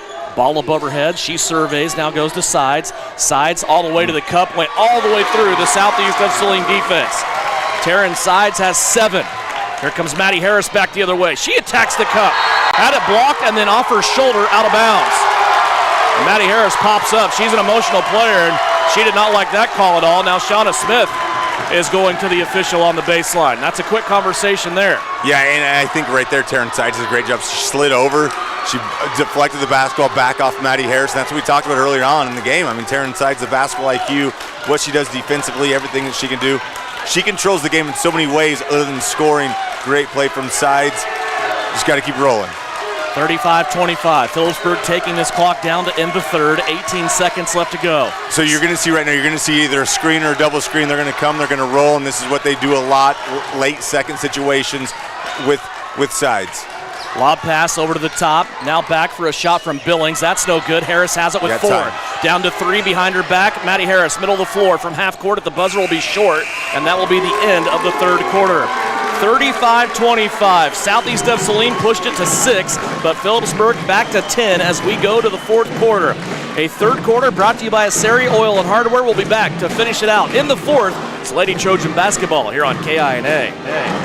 Citizens State Bank has been serving Kansans for over 100 years. We are a full-service bank that can service your personal, business, and agricultural lending and deposit needs. Citizens State Bank offers 24/7 convenience with mobile deposit, online banking, and our ATM conveniently located in front of the building. Stop by and see our friendly and helpful staff. Citizens State Bank at 600 Maple Street in Gypsum, Kansas. Citizens State Bank and Trust Company is a proud supporter of the Southeast of Saline Trojans. Salina Regional's Orthopedic and Sports Medicine is your home field advantage. Our physicians include sports medicine physician Dr. Matthew Pyle, along with orthopedic surgeons Drs. Travis Rump and Todd Riley, plus an A-team of certified athletic trainers and physical therapists. We're ready when you need us to help prevent injuries, enhance performance, or to heal through surgery and rehabilitation. For area athletes to weekend warriors, the home field advantage starts at Salina Regional Orthopedic and Sports Medicine. You're listening to Southeast of Saline basketball on KINA. A hill for Southeast of Saline to overcome as we enter the fourth quarter. Phillipsburg leads it 35-25. Southeast of Saline cleaning their shoes. They are going to try to come back and give Phillipsburg their first loss of the season. Devin Haney, Tyler Smith back here at Russell High School. Nathan King providing live stream video if you want to watch this game in living color, free of charge on SalinaPost.com. Brought to you by our friends at Bennington State Bank. Phillipsburg starts out with the basketball. They lead it by 10. They'll play it around. Kayla Jacobs now left-hand side on the wing to Trinity Gross. There's a drive and a shot put up. That is no good by Jacobs. Now the rebound 3. Maddie Harris comes out of the scrum with it. Here comes Harris, checking both rearview mirrors. She's going to go to the goal on the left and left that layup a little too strong as she was anticipating big contact. It goes off the backboard. And what a foul call that will send Maddie Harris to the free throw line. Yeah, and again, a great job from Maddie. She initiated the pressure, initiated the contact. Great job from Harris to the free throw line. First free throw, she got it. Harris has 11. Her and Brielle Potachik have split 22 points down the middle. Each have 11. And Devin, it can't go unsaid. I mean, you go cliche of basketball. She drills a second. Anytime you're scoring when you're behind with the clock stopped, it's just huge advantage for that team. Great job, Lexi. Jacobson just jumped out of the gym and took one away for Southeast of Saline. Here come the Lady Trojans down by 8. Jacobson comes to the high post. Harris waves her off, plays it to Castleman. Now to Potachik, who's now getting more attention than before. And Harris gets in the middle of a trap.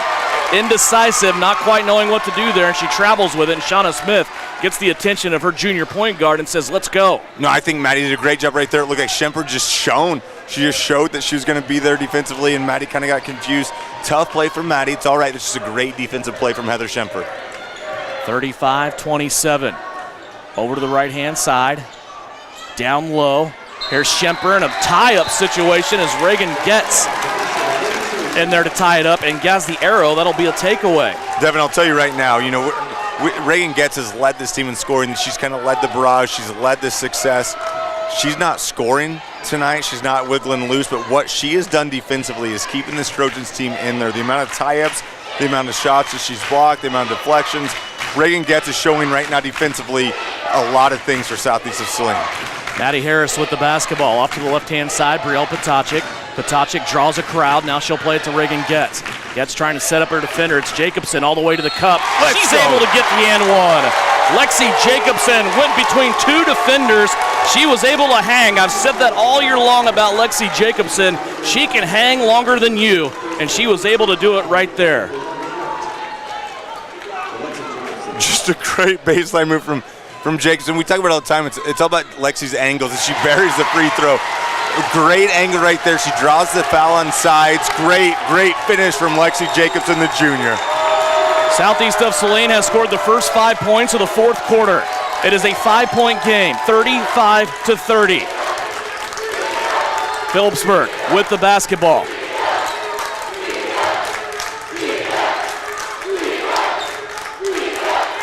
Lob pass over the top. Boy, Phillipsburg loves that lob pass. There's a play at the rim. Offensive rebound for Phillipsburg, no good. Ball being swatted out of bounds, and they're going to say it is Phillipsburg ball.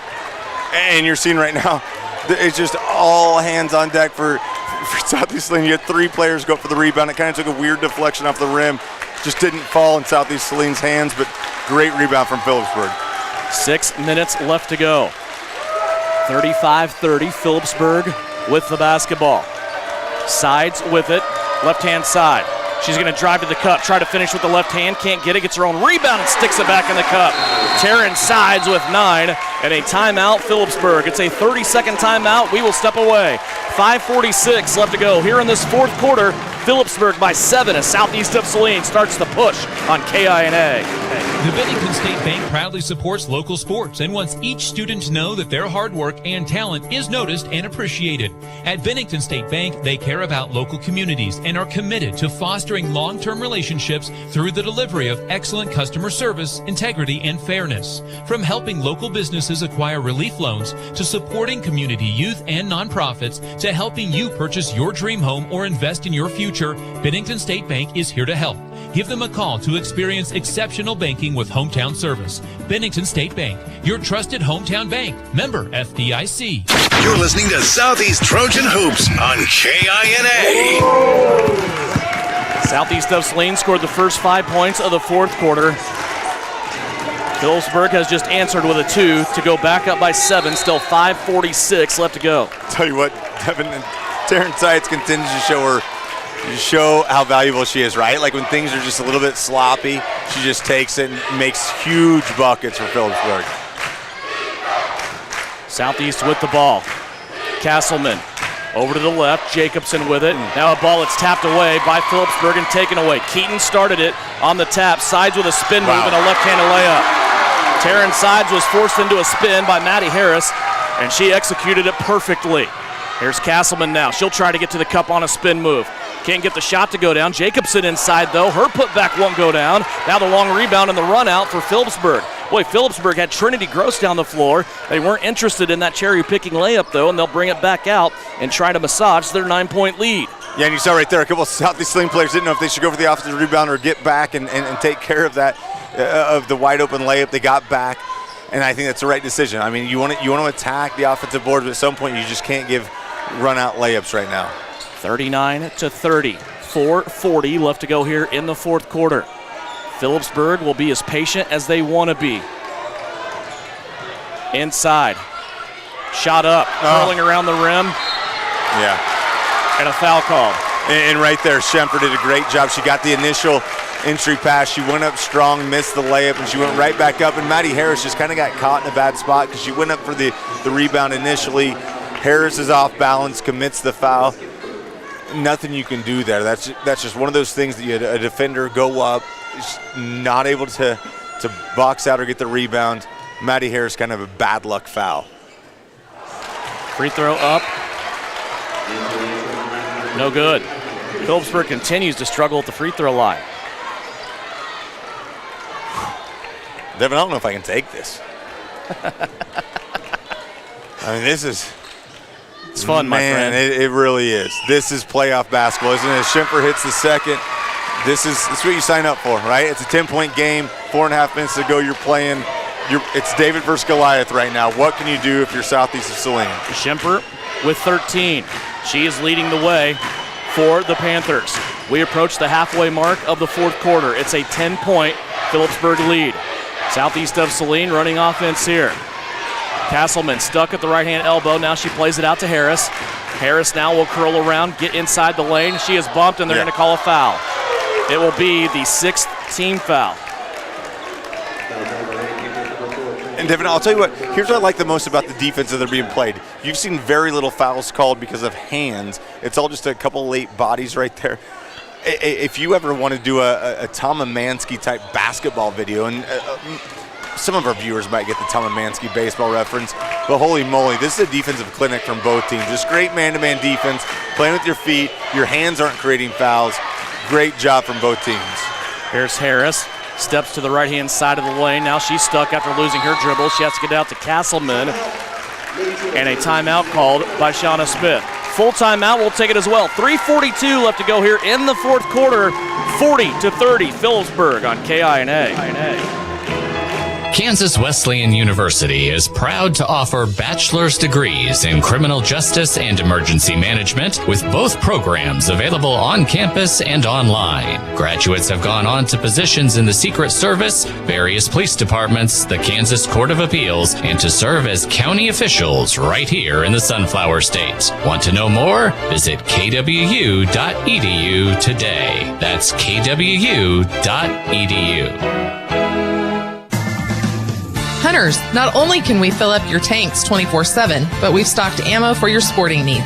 Our wide variety will get you stocked up. We have new orders coming every week, whether it's opening day or to shoot clay. We've got what you're looking for. We have the largest selection of ammunition in southern Saline County. During regular business hours, you can get your favorite pizza and snacks to have enough energy to win the day. Assyria Oil and Hardware, located in Assyria at the corner of Center and Main. We'll fill you up. Work hard, play hard. Good luck, Trojans, from Roselawn Memorial Park in Salina. To learn more, visit roselawnsalina.com. 40-30. Our score. Phillipsburg leading southeast of Saline. Castleman looked like she wanted a three. She was closed up on and taken away. Now Harris with it on the left-hand side. Maddie trying to curl around the defender all the way to the backboard. Tried a shot over the top of Sides, and it won't go. Taryn Sides with the rebound. 3:24 left to play. Boy, Southeast came out, scored the first 5 points of the quarter. Now it is a 5-0 run by Phillipsburg to reestablish their 10-point lead, and time is running out. 3:12 left to go. In the corner, Phillipsburg really tied up against that sideline. Taryn Sides made a move to try to get by Castleman. May have had a shot at a layup, but turned it down. But they go back inside on a little delay to Kayla Jacobs, and she's able to score two and draw the foul. Devin, I'll tell you right now, you come and you play a team like Phillipsburg, and obviously all the press gives is to Taryn Sides and to Heather Schemfer. But these role players are not just role players. This Phillipsburg team is tough, and I'll tell you what, Southeast Saline's done everything, and she buries that. Great finish right there. And Lexi, I thought, had a good position, just slid in a little bit too late. This is a good team. Here's Brielle Potacik, just got fouled as she went to the baseline on the right-hand side. Did not get the basket, but she will get free throws coming up. Potacik in this game, 11 points. 2 free throws here coming up as she was fouled in the act of shooting. Trinity Cross gets the foul. That is her fourth, and Potacik misses the free throw.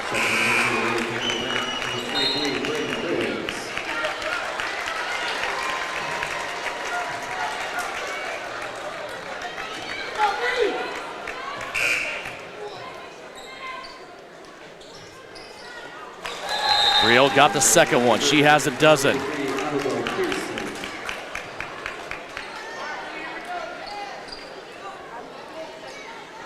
Okay, so right now, down 12, 3 minutes to go, right? So you got to do it. It's 4 points a minute, all right? So you got to play some defense. You got to get lucky every once in a while. But what you can't do is give Phillipsburg second chance opportunities. There's a takeaway now by Brielle Potacik as she reached in. They're going to have a quick whistle, though, and say it's a jump ball opportunity on the alternate possession, and it will stay with Phillipsburg. 2:32 left to go. And we've talked about this about Brielle all year. She sees a ball that she can get her hands on. She does a great job tying it up. A lot of times she'll rip that away. Great job from Potacik just to tie it up. Now the possession arrow is in Southeast Saline's favor.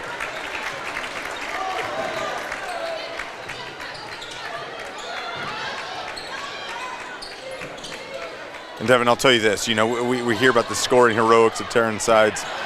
Gosh darn, right there, great entry pass, again to Schemfer.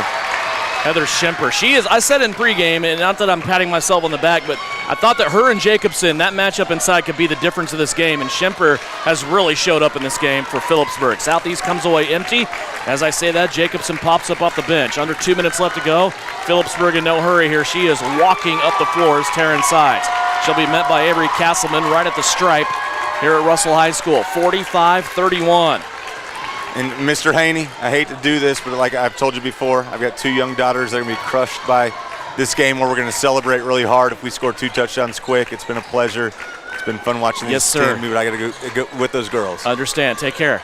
45-31, 125 left to go here. Southeast of Saline just trying to play defense and get a couple of takeaways. Phillipsburg, though, not interested in anything but seeing triple zeros on that scoreboard clock. Sides gets into the paint, then she circles and comes back around.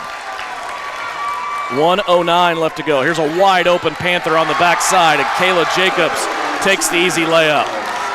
It is now a 16-point game, and Phillipsburg begins to celebrate. They were shielded out of the state tournament last year by eventual champion Goodland, and they have had a chip on their shoulder ever since that game. Harris will fire a 3. That's no good. Castleman with the left-handed 2 on the putback, and she is going to be able to score her first basket of the night in a quick timeout called by Shauna Smith. It is a full timeout. We'll step away, 47.2 seconds left. 14-point lead for Phillipsburg here on KINA. Frisbee Construction is a service organization for the commercial grain industry dedicated to giving you the best in planning, the best in quality, and the best of workmanship, and overall the best value for your dollar since 1949. Frisbee Construction specializes in new construction as well as remodel and repair of grain handling facilities throughout the Midwest. Frisbee Construction Company in Gypsum has emergency crews available as needed. For more information, go to frisbeeinc.com. Maybe you don't play quarterback or make the highlight reel. Maybe you're not a high school athlete anymore. But just like an athlete, you can get first-class orthopedic care from Salina Ortho. Their doctors and staff strive to get you back to an injury-free, pain-free life as quickly as possible. Salina Ortho has a doctor on call 24/7 for all orthopedic injuries. So next time you're injured, trust the experts at Salina Ortho. Your voice, your choice, past, present, and future. See them online at salinaortho.com. This is Trojan Basketball on KINA. 48.3 seconds left here. Southeast of Saline, full court pressure, trying to get a couple of turnovers here out of Phillipsburg, but they have one of the best ball handlers in the state in Taryn Sides. Avery Castleman poked it away. Sides was able to get possession of that ball and then call a quick timeout. For Phillipsburg, it's a full timeout. We'll step away again. 40 seconds left to play. Back with more here on KINA. At home or on the road, K4 Garage will keep you moving. With over 12 years of mechanic experience, owner Nick Trout will diagnose and repair your engine to keep you in the game. Full service gas, diesel, or tires. K4 Garage also has a fully stocked convenience store with snacks and drinks. Open Monday through Friday, 7:30 to 6, Saturday from 9 until 3. Trust K4 Garage with keeping you on the road. And if it has oil, they can change it at K4 Garage in Gypsum. Insurance is something we all need in our business, home, car, and life. But do you really understand what's covered? And most importantly, what you are paying for? Hi, this is Rob Carlson in the Salina office of Smart Insurance. Change is good, especially if you haven't looked at your insurance policy lately. I can help you understand what you need and where the gaps are in your coverage. We provide free quotes and take pride in looking out for you. Smart Insurance, with locations in Salina, Abilene, and Harrington. Give us a call today. You're listening to Southeast of Saline Hoops on KINA. 47-33, 40 seconds left to go. Still in the backcourt here is Phillipsburg. Now they get it across, and a quick foul there by Reagan Getz. Phillipsburg still had a player underneath the rim waiting on that pass. So a good foul there by Getz to not allow that automatic layup once again for Reagan. That is her second foul of the day. And to the free throw line, it looks like Kayla Jacobs. First free throw is up and good.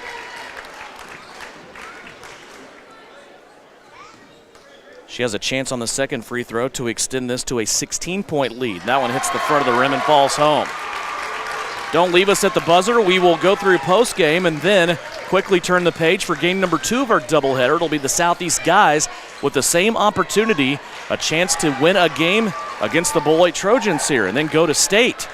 Here's Phillipsburg on a run out. Once again, it is going to be Kayla Jacobs, and she's going to have a pretty good scoring game just on cherry picking here in this contest. Clock down to 12. Nearly a 20-point lead now by Phillipsburg. This one's getting out of hand as Southeast is selling out on defense, trying to get the ball back. Harris will take a three. That's no good. And with 3 seconds left, Phillipsburg will have the ball back, leading by 18. And that should do it. Boy, what a great season for Southeast of Saline. They will finish 19-4. League champions for the third time in a row, but I don't know, they wanted more than that. They wanted to go to the state tournament, and they are denied by an undefeated Phillipsburg team who now will take a record of 23-0 into the Class 3A state tournament, and Phillipsburg will have a chance at a number 1 seed in Hutchinson next week. For Southeast of Saline, they finished 19-4 after a 51-33 victory for the Phillipsburg Panthers. When we come back, we'll have final scoring of this game. We'll also have a Vernon Jewelers Gym of the game as Phillipsburg remains victorious here in this contest. They will move on to Hutchinson next week after a 51-33 victory over the Southeast of Saline Lady Trojans. Postgame is next. That's brought to you by Commercial Tire Center.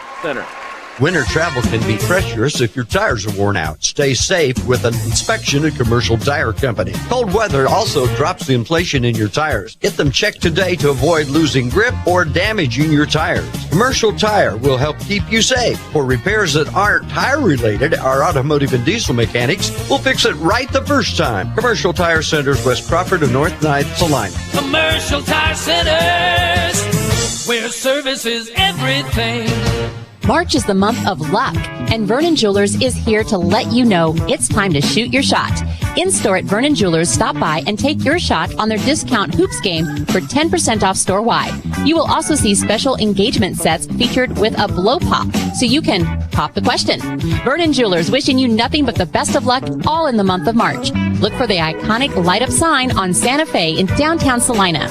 Vernon Jewelers, where it's the little things that matter since 1884. When does normal acute pain become abnormal chronic pain? Chronic pain can be one of 2 types, nociceptive and neuropathic. Each type differs based on what causes it, what it feels like, and what treatments may relieve it. Neuropathic pain can often be managed by a therapy called neurostimulation or spinal cord stimulation. If you suffer from chronic pain, ask your primary care physician for a referral to the Salina Pain Clinic. Our pain specialists will discuss the right options to manage your pain. Online at salinapainclinic.org.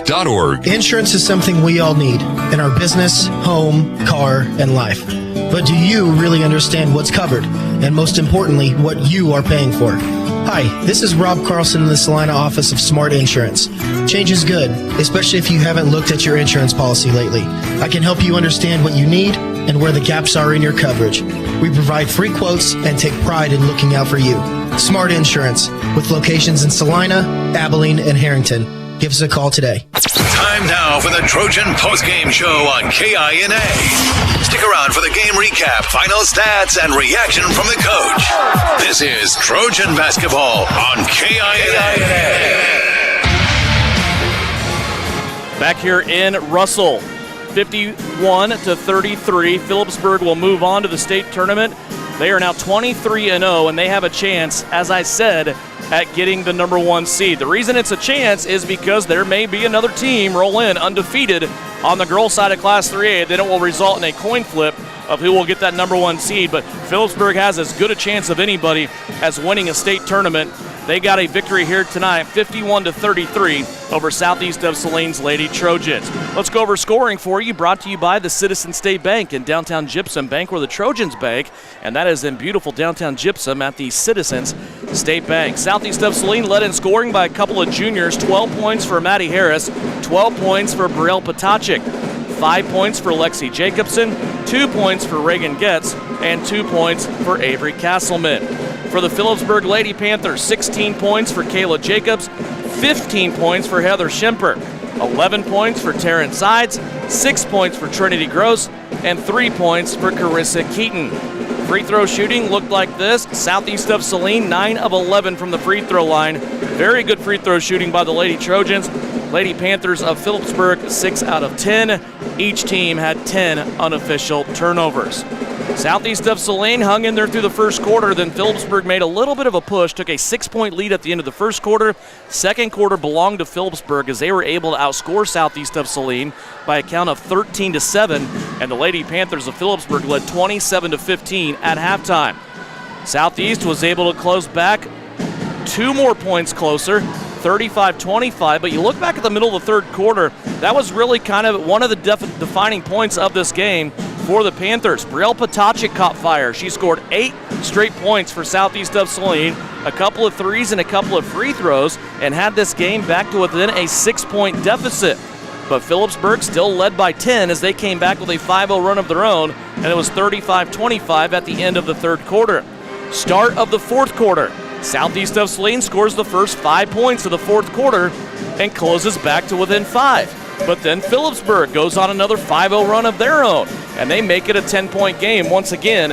And then time just ran out on Southeast of Saline, and Phillipsburg pulled away at the end, taking advantage of an over-aggressive Southeast of Saline defense that was trying to generate turnovers. Once again, 51-33, our final score. When we come back, we'll name a Vernon Jewelers Gym of the Game and put a cap on this season for the Lady Trojans. It ends in disappointment with a Phillipsburg victory, 51-33, right here on KINA. Official dealer for Traeger Grills. Check out this 6-in-1 versatile unit that grills, bakes, smokes, roasts, braces, and barbecues.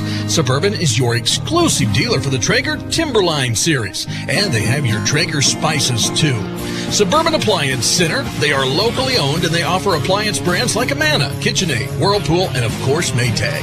Suburban also offers exceptional service. Suburban Appliance Center, 1900 South 9th. Farmers, let Phillips Seed work with you to find the right seed for your farm. Supplying all your crop seeds, including corn, soybeans, milo, forages, and wheat. We have the right genetics and traits tested in our own backyard, selected for peak performance, and the people with the service mindset to help you along the way. We also have a large dealer network so you can find our seed at a location convenient for you. Don't forget to check out our line of wildlife products as well. Visit us at phillipsseed.com to learn more. Serving, innovating, growing since 1985. If you're looking for a compact utility tractor that runs longer, works harder, and is the best in the business, look no further than a John Deere from Prairie Land Partners. Right now, when you purchase a 1025R compact tractor with a loader, you get your choice of a free pallet fork, rear blade, or box blade. Plus, Prairie Land Partners offers fast and secure financing. To learn more, stop by or visit them online at prairielandpartners.com. Delivering the right solution. Prairie Land Partners. Spring cleaning time. Finally. Hi, it's Sarah. And Addison. Spring cleaning, a time to get rid of all the muck and grime left over from the winter months. Let Mary Maids help you clean your home from top to bottom to give you a fresh start for a new season. Worry-free house cleaning by Mary Maids done the way that you want. We guarantee it. Call Mary Maids in Salina and Abilene to schedule your spring cleaning today. Find Mary Maids on Facebook or at marymaids.com. Mary Maids, relax. It's done. When does normal acute pain become abnormal chronic pain? Chronic pain can be one of two types, nociceptive and neuropathic. Each type differs based on what causes it, what it feels like, and what treatments may relieve it. Neuropathic pain can often be managed by a therapy called neurostimulation or spinal cord stimulation. If you suffer from chronic pain, ask your primary care physician for a referral to the Salina Pain Clinic. Our pain specialists will discuss the right options to manage your pain. Online at salinapainclinic.org.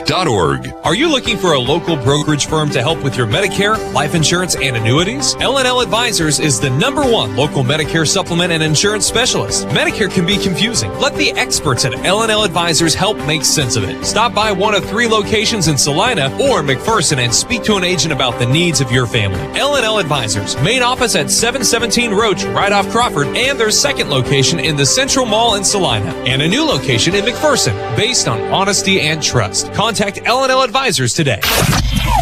You're listening to Southeast of Saline Basketball on KINA.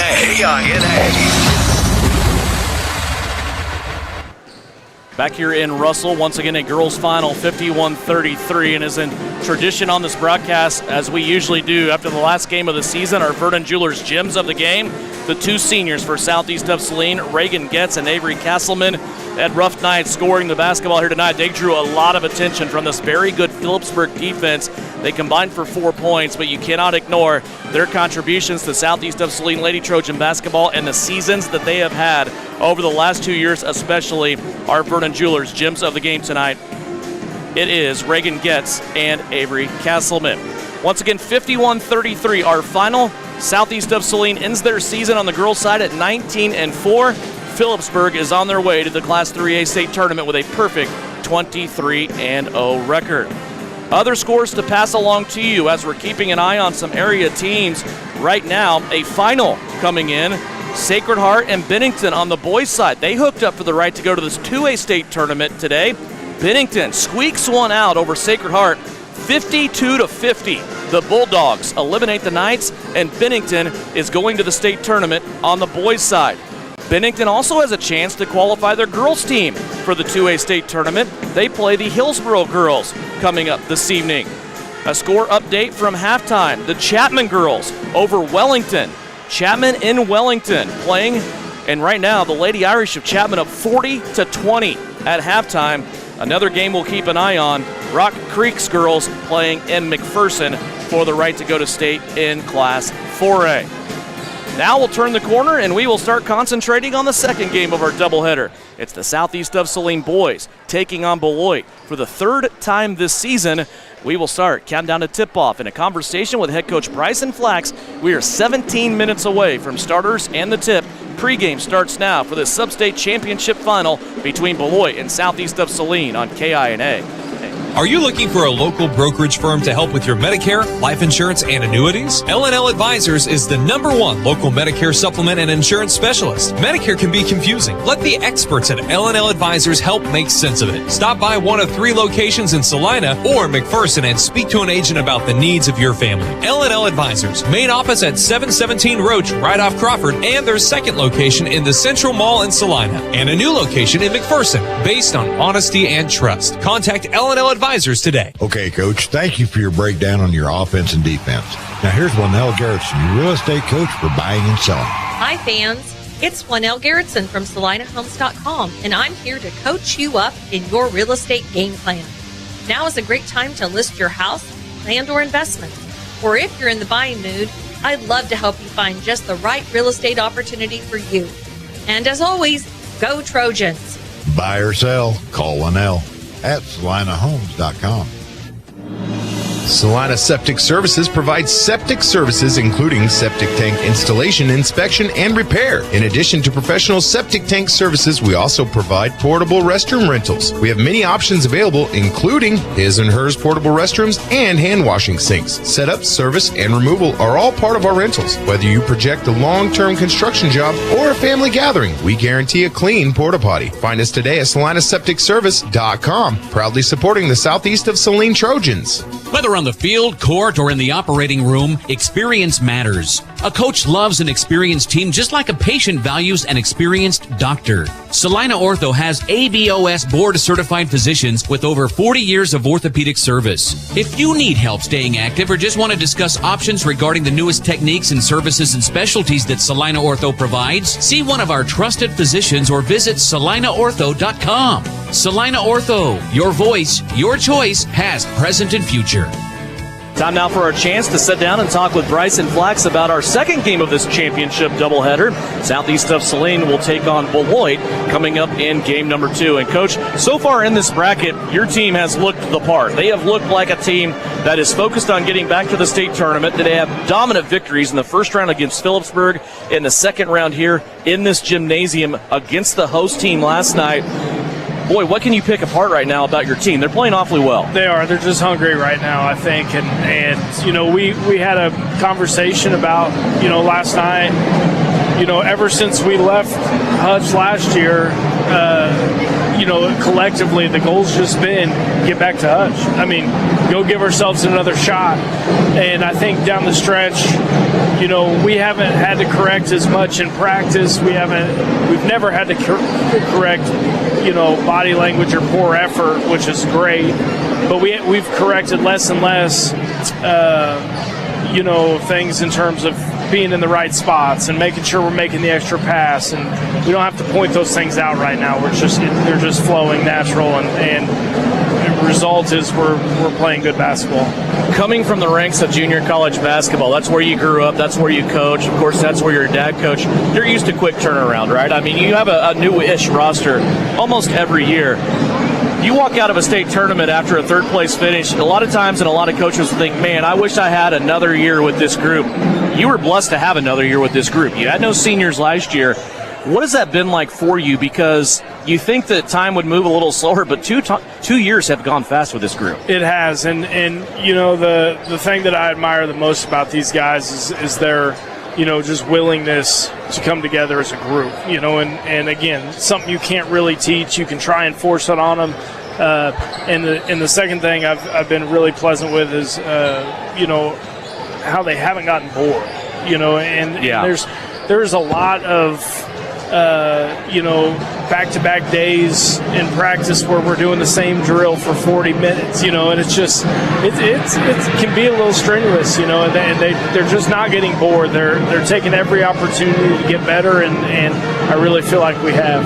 How much do you find yourself, or maybe talking to Trent or Joe, or maybe even one of the players about self-scouting? Like, what do you think is wrong with us? If you were playing us, what would you do to us? How much have you done that? Not any, actually. Yeah, And you know, I would be physical with us, you know, and I think, though, our guys now will be physical back. And I think in the last Beloit game, we kind of showed that. Yeah. I think they hit us with everything they thought was our weakness, and we kind of just took the punches and then threw them back. And so, you know, I don't know. I'm more worried about Beloit, and it's a grind. And you know, I got home last night and started watching some film, and it's just one of those things that, you know, you got to be prepared every night. So.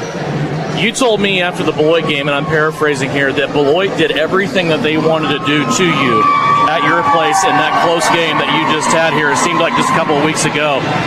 But you also told me that was your best defensive effort of the season to that point. What do you think about this game here today? Do you see them coming in with the same strategy? What are you prepared for in this game here tonight? Yeah, I mean, I think they're still going to zone us. That's their identity now. Has been a 2-3 team, and be physical on the inside and work high-low, and those things I don't think are going to change. They kind of know who they are, and they've just gotten a lot better at it over the course of the year. You know, but I mean, we're fighting for the same thing, you know. So to come in and think that anybody's going to hand you anything is you know, obviously not the right way to go about it. But our guys know that. We played Beloit a couple times. We're both very familiar, but again, we're not handing them anything. They're not going to hand us anything. It's just going to be a dogfight. You have to go back quite a ways to find consecutive years that either southeast of Saline or Beloit was not at the state tournament in Class 3A. I mean, it's astounding how that has just kind of held true. This year, one of you will make it, you'll keep the other one out. What do you think your keys are to this game here tonight? Well, we got to defend really well. You know, they've been doing some different things, same concepts, but different ways to get the ball inside on a single side. So we got to be good defensively, understand who we're guarding, and obviously we got to rebound at a really high level. You know, and I think we will. We'll fight and just make the extra pass and be efficient. So we'll see what happens. We'll talk to you after the game. Good luck. Thanks, Tim. Bryson Flax, he's the head coach of the Southeast of Saline Trojans. His guys tonight trying to get back to the state tournament. They had to go through their old adversary, the Beloit Trojans, to try to get that done. Frisbee Construction is a service organization for the commercial grain industry dedicated to giving you the best in planning, the best in quality, and the best of workmanship, and overall the best value for your dollar since 1949. Frisbee Construction specializes in new construction as well as remodel and repair of grain handling facilities throughout the Midwest. Frisbee Construction Company in Gypsum has emergency crews available as needed. For more information, go to frisbeeinc.com. The Bennington State Bank proudly supports local sports and wants each student to know that their hard work and talent is noticed and appreciated.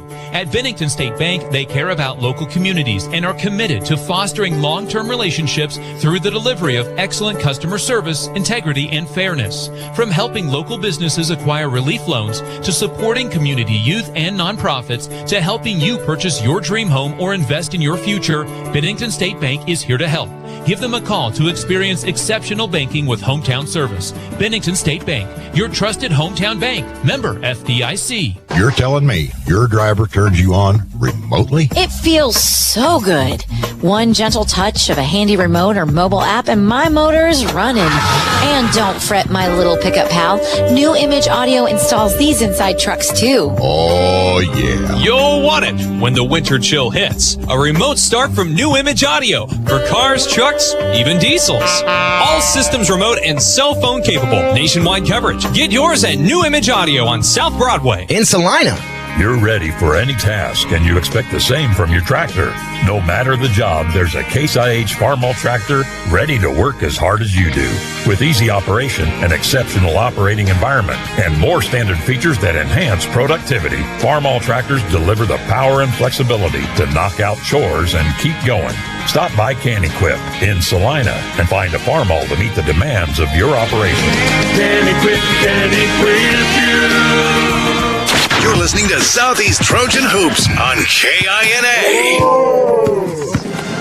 Back here at Russell High School as we prepare for game number 2 of our doubleheader. It's the boys' turn as Southeast of Saline's guys bring their 21-1 record and their 11-game winning streak in here to put it on the line against a familiar foe in the Beloit Trojans. These two teams from the NCAA, these two teams finished number 1 and number 2 in league play this year, and Beloit has been on quite a tear. They started out 0-3 this season, and since losing that third game of the season and going 0-3, on December 9th, this Beloit team has gone 17-2. Those two losses to Olathe North, who has qualified for the 6A boys tournament, and Southeast of Saline on February 7th. And Francis Flax, I bring you in for your thoughts on this game. The old cliche in sports, right? It's hard to beat somebody 3 times. Why is that? Well, you think you know everybody so well, but the thing is, you know, both of these are good basketball teams. Beloit always comes on strong, but when you play somebody for the third time, it just and if you've beaten them twice is the tough part, because the other team says, hey, we could have won at Southeast. You know, that was an 8-point game. I think we beat them pretty bad at Beloit, but it's just a deal where they got nothing to lose and everything to gain, of course. And we have, I would say, the opposite. Everything to lose and everything to gain. So outside of strategy and fundamentals, it's more of a mental approach in your eyes. Yes. I do want to talk about strategy, though, because one thing that head coach Ryan Eilert has done with Beloit, and I think everybody has the most amount of respect for Ryan Eilert that you possibly can. If you give him a mud pie, he's going to make it delicious as third out of it by the end of the year. That's just what he does. He's very, very good. He is the elder statesman of the NCAA as far as coaches go. He has taken this team and he has crafted a team that plays very good zone defense. They use their height well, and if they get hot shooting the three-pointer, look out, because they are untouchable. Yes. One thing they went to against Southeast of Saline in the second meeting was extending that zone out a little bit more, but also using that height more on a regular rotation and getting all 3 guys in and out of the lineup, and they really pushed Southeast of Saline to the end of what they had to do. Bryson Flax told me after that game that was Southeast of Saline's best defensive effort of the season, and they needed it to win that night. Yeah, you're right, and you hit it on the head. And I've got it in my notes for keys to the game. But if you give these guys open looks, they're gonna nail it. We can't hold them down all night. They're going to hit some. But the other thing you said that is right on point is how they improve throughout the year. They always play their best basketball late in the season. That's just the nature of Beloit. I'll give you a comparison tool between the 2 games. In Beloit on December 9th, Southeast of Saline scored 68 points on their home floor, where they might have been playing some of their best basketball on February 7th. They scored 27 less than that. They still won by 8, but they went from a 68-point output to a 41-point performance, and they held Beloit down to a 33-point performance and won 41-33. It's going to be interesting how this plays out. We had one side of the story on the girls' game, right? Phillipsburg, Southeast, they didn't know each other. They haven't seen each other in the gym for 5 years. This is totally opposite. You have 2 teams that are very familiar. Yeah, they're familiar with each other, and let's just take the point guards. Drake Augustine, he knows number 0. I don't have his name in front of me. He knows that. He knows him like a glove and sticks on him like a glove. But on the other hand, they all know Drake too. So it's just comparing apples to apples in this game.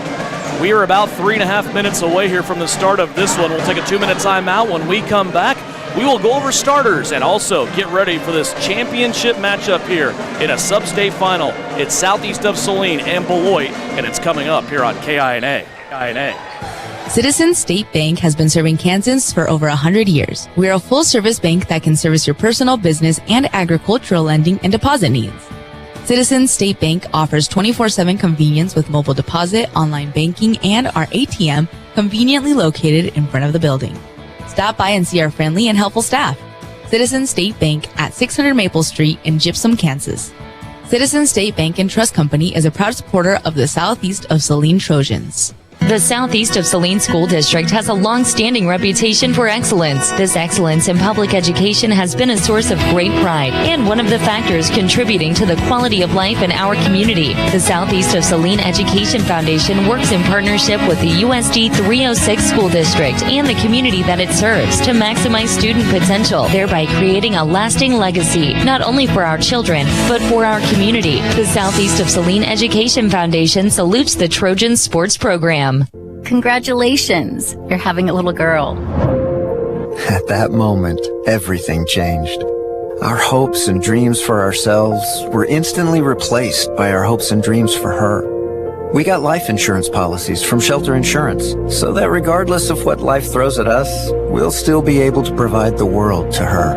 Shelter Life Insurance Company, Columbia, Missouri. Hey Salina, come see us at the Kelly Kitchener Agency near the intersection of Cloud and Ohio. We want to be your Salina, Kansas insurance agent. Troublesome car repair and everyone has told you it cannot be fixed or it's way too expensive? Try McKim Auto Service in Gypsum, Kansas. They do quick, dependable work and provide the lowest hourly rate in the area. McKim Auto will service your vehicle from front to back and everything in between. They treat you and your car like a friend or even family. McKim Service specializes in engine and transmission rebuild. 701 Maple, Gypsum, Kansas. Wouldn't trust anyone else with my family car. So, if your repair seems grim, remember McKim. Give them a call today to make your appointment. Work hard, play hard. Good luck, Trojans, from Roselawn Memorial Park in Salina. To learn more, visit roselawnsalina.com. Devin Haney, Francis Flax back here at Russell High School. It's the site for this sub-state championship game in the third round of the Trojan War between Southeast of Saline and Beloit this season. Let's go over starting lineups for you. Brought to you by the Jeff Wells Agency of American Family Insurance, 1000 Rockhurst in Salina, tucked back in the nice little wooded area there, pretty much directly across the street from Home Automotive Centers. Let's first start with Ryan Eilert's Beloit Trojans. They come into this game after fighting off an 0-3 start to begin the season. They are now 17-5 on the year, and they are led by senior point guard Wyatt Brockelman. Wyatt Brockelman averages 12.5 points per game, also grabs 2.5 rebounds on the season. Noah Gerstner is a 5'9 junior sharpshooter. He averages 9 points a game, also 2.5 rebounds. Quinn Eilert is a 6'2 junior. Eilert averages 8.5 points per game, also 5.5 rebounds. Eli Johnson is a 6'3 sophomore. Johnson, 7 points, 6 rebounds per contest. And Bryce Beisner, a 6'5 junior, averages 14 points a game and also 8 rebounds per contest, leading the Trojans in rebounding and blocks and scoring. Again, Ryan Eilert is the head coach. He is assisted by Eric Lampert, Eric Eilert, and Kyle Beisner. For the Southeast of Saline Trojans, they are led by Bryson Flax, 21-1 on the season. They are back-to-back champions in the NCAA, trying to get their ticket punched and go back to the state tournament in Hutchinson. They will start 6'5 senior Eli Sawyers, 16.5 points per game, also 6 rebounds and 2 assists. He's the Trojans' leading scorer and leads the team in blocks. Nakari Morikel Palmer is the all-time assist leader in Southeast of Saline men's basketball history. Nakari is a 6'3 senior who averages 13.5 points per game. He leads the team in rebounding and assists, 8.5 rebounds, 4.5 assists. Drake Augustine is a 5'10 senior, 6.5 points per game, 2.5 rebounds, 3 assists. Augustine leads the Southeast of Saline Trojans in steals. Luke Gebhardt is the 4th senior in the starting lineup. The 6'1 senior averages 8 points a game, 3.5 rebounds, and 3 assists. And rounding out the starting 5 for Bryson Flax is Daniel Kerr. The 6'1 junior averages 4 points a game, 2 rebounds, and an assist and a half per contest. The Southeast of Saline Trojans are led by Bryson Flax. Once again, Trent Douglas, Joe Ross are his assistants. Francis Flax, I come to you, Coach, for your new image audio keys to success tonight for the Southeast Trojans to go 3-0 against Beloit. Well, if Southeast can find the sweet spot of that zone or the weak spot of that Beloit zone, it'll give us a lot of scoring opportunities, good looks at least. Coupled with that, we need to hit a couple threes to make sure that they let us get into the sweet spot. The real key for Southeast tonight, in my opinion, is to limit Beloit's scoring opportunities. And then, of course, create and take advantage of turnovers. And if we can get Beloit out of this take your time zone and make them speed it up a little bit, it'll be a little bit to our favor. I was thinking about this on the way out in relation to your keys to the game.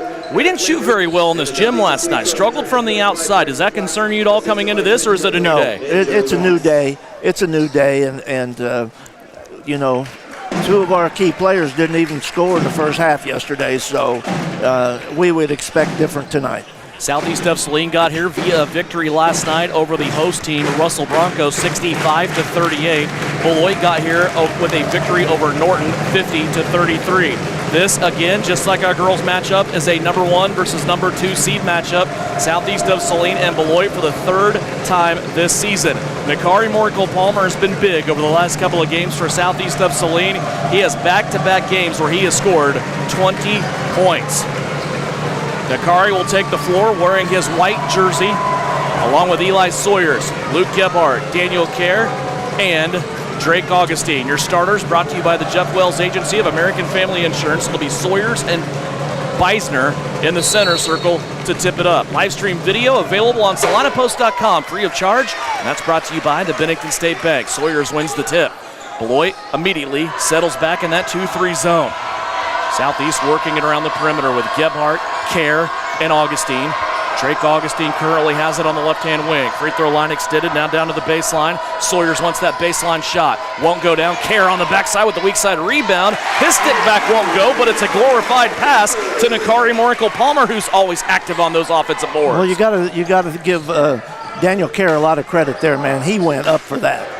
He has showed a next level of athleticism over the last few games, hasn't he? Yes, he has. Here's a turnover by Beloit, poked away by that Southeast defense. Nakari open for a tray. Splashes it home! Nakari Morkel-Palmer picks up where he left off over the last 2 games. He continues his glorious run through this sub-state bracket. Kerr defending up top against Gersner. That's a matchup I think we need to watch on that's probably a little underrated. Now the one that we talked about, Augustine and Brockelman. Here's a shot put up by Gersner. That's no good. Nakari with the rebound. Up the floor quickly to Gebhardt. He swings it right to Kerr. Kerr dumps it off in the short corner to Augustine. Now inside. Deep block entry to Sawyers. They're going to say he traveled with the basketball. I think Eli got caught there, Coach, with tapping the ball off the floor to get possession and then went back to the dribble. Yeah, I don't ever think he ever had control of it, but that was the call. It's a 5-0 start here for Southeast of Saline's Trojans. We're not even a minute and a half in yet. Beloit has the basketball, their 3rd possession. Brockelman near the sideline has to save it back in, and it's a steal for Gebhardt. Here comes Gebhardt up the floor to Sawyers all the way through the paint, and he's going to be grabbed around the right forearm, and Eli Sawyers will go to the free throw line to shoot 2. First foul of the game belongs to Beloit. Pretty good defense. We caught him on the sideline there, and he didn't have any place to throw it. Brockelman with the turnover and then with the foul on the defensive end, trying to stop Sawyers in his colorful foot gear from getting to the rim. Sawyers will miss the first free throw. Second one coming up. If you're just joining us, Phillipsburg tonight defeated Southeast of Saline's Ladies 51-33 to remain undefeated. They will go to the state tournament next week. Sawyers gets the second free throw to go. It's a 6-0 start now for Southeast. 6:24 remaining here in this first quarter. Brockelman has it. up the left-hand sideline, the near sideline as you view it on Salina Post. Now he plays it to Gerstner over on the right-hand side. Now to the right wing for the first touch of the night for Quinn Eilert.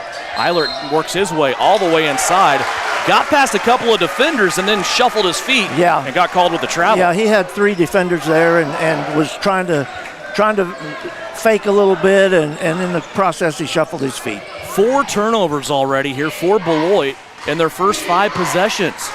5:56 left to go. We're only 2 minutes into this game. Here's Augustine, works his way to the left of the lane on the side near the elbow, now plays it around. Everybody touching it here for Southeast. Here's Kerr on a backdoor cut, elevates again, left it a little bit strong with that left hand on the right side of the basket, and the rebound comes down to Beisner. Beisner will play it quickly to Brockelman, who will float to the left-hand side. Once again, this near side of the floor. Good crowd here tonight. Now a steal by Gebhardt. That's his 3rd one of the night. Gebhardt all the way to the cup with a right-handed layup. That's good. Luke Gebhardt as active defensively, and he has spurred this Southeast of Saline team to an 8-0 start and an early 30-second timeout taken by Beloit. We'll step away. 5:23 left to go. We're just underway, and Southeast leads 8-0 here on KINA. When does normal acute pain become abnormal chronic pain? Chronic pain can be one of 2 types, nociceptive and neuropathic. Each type differs based on what causes it, what it feels like, and what treatments may relieve it. Neuropathic pain can often be managed by a therapy called neurostimulation or spinal cord stimulation. If you suffer from chronic pain, ask your primary care physician for a referral to the Salina Pain Clinic. Our pain specialist will discuss the right options to manage your pain. Online at salinapainclinic.org. This is Trojan basketball on KINA. Early in this game, 5:23 left to go, and a timeout by Beloit, their short 30-second timeout. Southeast of Saline out to an 8-0 lead. Beisner brings the basketball up the floor. Now a quick move along the baseline to Gerstner. He leaves it back inside for a shot that is up. Quinn Eilert had to have a couple of fakes on that one to get it away. And Beloit has their first basket of the night, 8-2. Kerr swings it around right-hand side now to Augustine. Augustine working back, high post entry to Sawyers. Kerr's wide open on the backhand side of this Southeast offense, but he declines that. Plays it back to the right-hand side. Gebhardt wide open from 3. Why not? Luke Gebhardt has a great start to this contest. Most of it's been defense, but he also has 5. Well, that's what that 2-3 does when we have 2 guys that are working that lane. It spreads the 2 top guys out as it did there, and Luke was just standing at the top of the key with nobody on him. Here's an elevation and a shot put up by Wyatt Brockelman at the free throw line. That's his first basket of the night. 11-4, Southeast by 7. Still starters on the floor here for both squads. Nakari Morkel-Palmer has it along the baseline. Tried to play it along the baseline to Augustine. Augustine and also Eli Johnson both there with it. The official right on top of the play said it was Augustine with the last touch, and he gives it to Beloit. Second turnover for Southeast of Saline. They're on that miscue. Halfway through this first quarter. 11-4, Southeast of Saline. Trojans got 3rd at the state tournament a year ago. They're trying to get back there. They had no seniors on their roster last year. A very familiar squad with what may happen next week, but they need to get there. Here's Beisner with a 15-footer that's good. 3 different Beloit players have now scored to cut the lead back down to 5. Nakari Morkel-Palmer with it, right-hand wing. It's Kason Lilly, sets at the scorer's table, ready to check in. Augustine with it. Now back to Nakari along the baseline. Nakari wants to test his defender. It's Johnson. Now back to Augustine. Here's a runner off the front lip. Won't go down. Rebound taken in by Eilert. Here come the Beloit Trojans back the other way. Wearing their road black jerseys. A 3-pointer by Brockelman is good. Wyatt Brockelman has made this a 2-point game. Yeah, well, Drake shot the floater in the lane, and Beloit got the rebound. He was still in the lane. Here's a grabbing foul by Noah Gerstner as he got after the left arm of Sawyers that time. Drake was still in the lane, and Brockelman leaked out, and nobody had picked him up. Yeah, you're right. That's kind of that thing that we've talked about. It's no such thing as that's not my man. Somebody had to pick him up, whoever was safety on that play. Stop the ball first. 3:06 left to go. Kerr will check out. Kason Lilly has checked in. He can be a zone buster at times for Southeast of Saline. 3 minutes left to go here. First quarter, it's a 2-point game after a hot start by Southeast. Augustine wants a three. Right wing, too strong, won't go down. Rebound taken in by Beloit. But Kason Lilly gets it right back. Turnover there for the Trojans of Beloit. Now Sawyers loses it inside. Here comes Beloit back the other way. They've been hot lately. Beisner teasing the left-hand block. Here's a shot put up on a three-pointer by Eilert. That's good. Beloit has taken a 1-point lead. They have come storming all the way back from being down by 9. This is a 10-0 Beloit run. Kason Lilly trying to answer. This three-pointer won't go down. Beloit with the rebound. Brockelman in the backcourt. Up the floor to Eilert. Eilert loses the ball. Now it's on the floor. Couple of Beloit players, couple Southeast players. Lilly has it. Now he pitches it ahead to Sawyers. Sawyers could have showtime, and he dunks it home on the right-hand side. The run out and the dunk by Sawyers. He has 3. 13-12. Beloit still in the backcourt here. Man-to-man defense being applied full court style by Southeast. Loose ball. Augustine chopped at the ankles. It'll be a foul on Eilert. Augustine had that ball rolling down the lane, and he was able to get enough of it where Eilert coming in, diving at his ankles, prompted the foul from the official. Beloit has 3 team fouls. Well, that's 2 good defensive possessions by the Southeast on the last 2 possessions. They've been all over the place. Southeast has forced 7 turnovers already. You've got to take advantage of them. 13-12.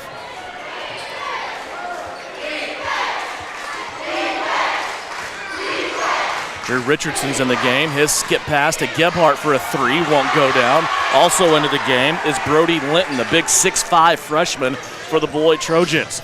Southeast leads it by 1. 80 seconds left to go here in the opening quarter. Up top, Gerstner with it. He has Richardson all over him.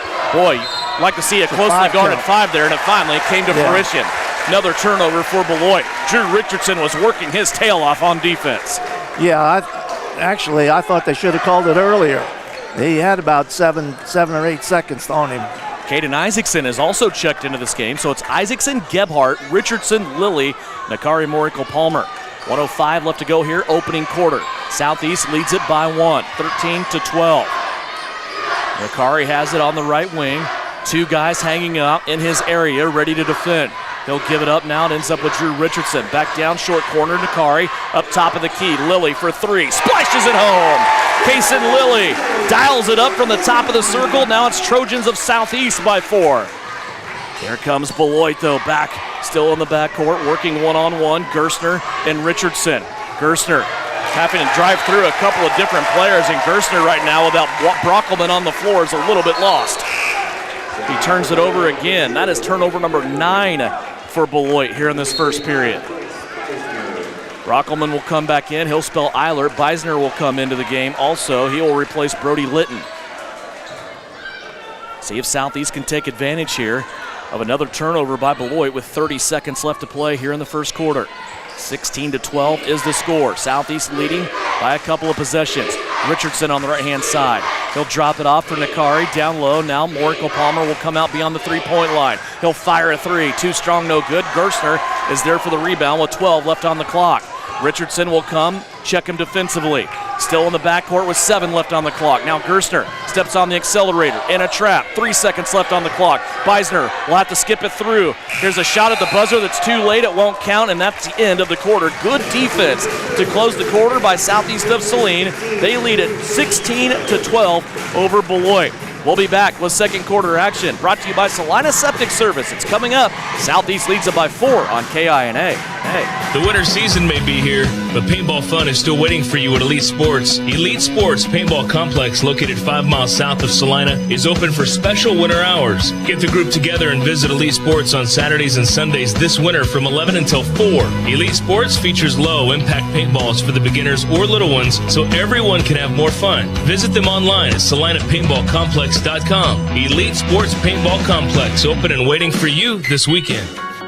The Bennington State Bank proudly supports local sports and wants each student to know that their hard work and talent is noticed and appreciated. At Bennington State Bank, they care about local communities and are committed to fostering long-term relationships through the delivery of excellent customer service, integrity, and fairness. From helping local businesses acquire relief loans to supporting community youth and nonprofits to helping you purchase your dream home or invest in your future, Bennington State Bank is here to help. Give them a call to experience exceptional banking with hometown service. Bennington State Bank, your trusted hometown bank. Member FDIC. You're listening to Southeast of Saline Hoops on KINA. Live stream video on SalinaPost.com, brought to you by the Bennington State Bank. Glad you can watch or listen along here on KINA. Devin Haney along with Francis Flack. Southeast of Saline leading by 4 as we start the second quarter. Brought to you by Salina Septic Service. Now with 2 locations in Salina and Hutchinson, they are sure to be in your area and be able to help with things like roll-off containers, portable hand washing stations, portable restrooms, and more. See their website at salinasepticservice.com or their Facebook page. Here's Brockelman on the pull-up, 15 feet, right-hand side. That's no good. Clean up by Drew Richardson on the rebound. Good defense by the Trojans, and that was a guarded shot, so it would have been difficult for him to score that. Lilly, top of the circle. Looked like he might step into one there. Now he dumps it off to Augustine. High post to Sawyers. 15-foot jumper off the rim, no good. Isaacson, though, will keep it alive on the possession for Southeast. Case and Lilly wants to reset. They're crowding the right-hand side of the floor right now with 3 white jerseys. Here's Augustine. They're leaving him open, it appears like. Now back over to Case and Lilly. Drake's not getting a lot of attention from the outside, is he, Coach? No, he's not. They're not even paying attention to him. Case and Lilly. He'll get some attention. Now will Drew Richardson. Augustine on the right-hand side. Drives right by Johnson. A little body bump there by Johnson. And they're going to say Augustine runs it out of bounds. 4th turnover for Southeast of Saline on this play. 6:49 left to go. Southeast jumped out to an 8-0 start. They led by 9 at one point, and then a 10-0 run by Beloit gave them a 1-point lead, but they have not scored since then. Currently a 5-0 Southeast lead. Here's a shot put up, no good by Beloit, over the top of Caden Isaacson. Eli Johnson pulls in the rebound. 3-pointer by Beloit, no good. Loose ball on the floor, and a foul will stop this one. We'll see who gets the loose ball foul here. And a bench warning on Ryan Eilert. Foul on Beloit. Looks like Beisner will get it. The official's whistle went back in the mouth. You want to be careful there if you're Ryan Eilert. He got the warning. And Eilert still working over the right shoulder of that official on the far side. The foul went against Beisner. That is his first. Team foul number 4 against Beloit. And maybe Coach Eilert a little heated right now because Beloit has 4 fouls. Southeast yet to be whistled for 1. Lilly has it top of the circle. Off the pass through the defense by Isaacson. Now Kaysen will let a long 3-pointer fly. It's an air ball. Isaacson did everything he could to save it, but that'll be a turnover. Yeah, one more pass there would have been a little better. He would have probably got it back from Drew. And that's kind of a fine line, isn't it, with your shooters of, I want you to go out and bust this zone apart, but I also want you to be patient and take good shots. Yeah, he had the ball in his hands, was going to pass it, then stepped back and went ahead and shot it. He didn't have very good balance. Here's Brockelman with it in the backcourt. Drake Augustine still shadowing him. 5:55 left to go here in this quarter. And now a hand-checking foul. They say there's no such thing as a makeup call, but this is the first foul on Drake Augustine. First foul also for Southeast of Saline. Still 16-12, looking for our first points of the second quarter. Gebhardt was really the catalyst to start Southeast off from the defensive end. He's on the bench along with Daniel Kerr and Akari Morrico-Palmer right now. High post to Eilert, working on Lilly. Now back out to Brockelman. He'll drive and collide with Caden Isaacson, and a blocking foul on Caden. Brockelman didn't like that contact, did he? No, he didn't. Caden was right there, but he was moving. It was a good call. Just as I told you about the 3 Trojans on the bench, they are standing at the end of the scorers table, ready to re-enter this fray. Brockelman at the free throw line. First free throw attempts by Beloit in this game, and he will can the first one. 6 points for Wyatt Brockelman, an all-league selection from a year ago, a senior this year. Kerr, Gebhardt, Nakari all return. They'll join Sawyers and Augustine. Brockelman's second free throw misses and ends up on the right-hand side of the basket to Eli Sawyers. 3-point game, Southeast of Saline leading. 5:30 left to go here in the second period. Here's Gebhardt. Lob pass, hit the front of the rim. Nakari Palmer went in for that dunk on the backside of the zone. And it was there. Yes, it was. And Gebhardt just caught a little bit of the rim with that lob pass. Beloit with the basketball. Beisner in three-point land. Sawyers there to check him. Now Beisner looking for a handoff after he lost his dribble. He'll pass it instead back to the middle of the floor to Eilert. Eilert curls off a screen. Now he'll rise up, pass it back left to Brockelman. 5 minutes left to go here in the second period. And a continuation play that gives Brockelman a hanger and also a foul on Southeast of Saline. They're going to count the basket here and a foul on Drake Augustine, his second. Was a little continuation there. Just hope it's the same at the other end sometime. 3 points in the quarter, now make it 4 for Wyatt Brockelman, and he has 9, and he has tied this game at 16.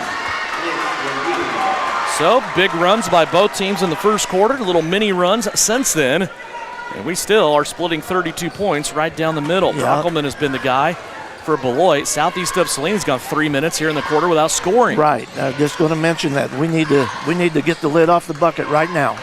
Gebhardt, top of the circle, plays it to Kerr. Kerr, bounce pass inside to Sawyers. He has a spin move, now plays it opposite side to Gebhardt. Three-pointer won't go down, fight for the rebound, loose ball towards the sideline. Daniel Kerr didn't touch it because he thought it was off of Beloit, and he was right. The officials agree, and they will award Southeast of Saline the basketball. Wyatt Brockelman went out of the game, stood next to Ryan Eilert for about 2 seconds. He's right back into the game.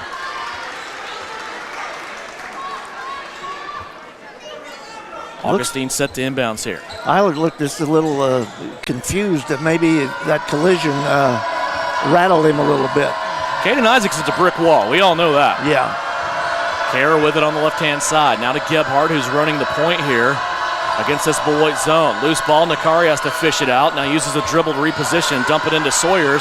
Sawyers has his shot swatted with vigor.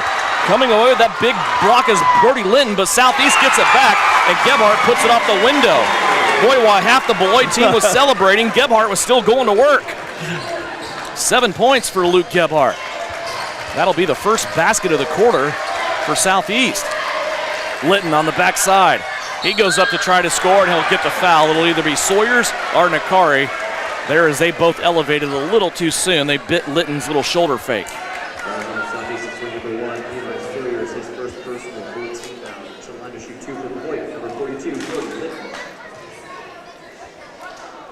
Linton at the free throw line. First one is up and good. Brody Linton has scored his first point of the night. He'll try to tie this game back at 18. Too strong and into the hands of Nakari Palmer. Overshot that one a bit. Here comes Nakari. Across the Bronco logo here. His name is Champion. I don't know if you knew that or not, Coach. No, I didn't know that. Yeah. Found that out a few years ago. Now I can't let it go. Here's Sawyers along the baseline. Cans it from the right-hand side. Eli Sawyers with his second field goal of the night. 2017. Southeast of Saline. 3.5 minutes left to go. Augustine still up top, playing defense on Brockelman. They'll hand it off to Eilert. Augustine went diving after it, trying to get it. Now a foul will be called here on Luke Gebhardt. 5th team foul for Southeast of Saline. For Luke, it is his first. Boy, he's been active defensively tonight here in this game. And a lot of his takeaways have led to points, most of them in the first quarter for Southeast.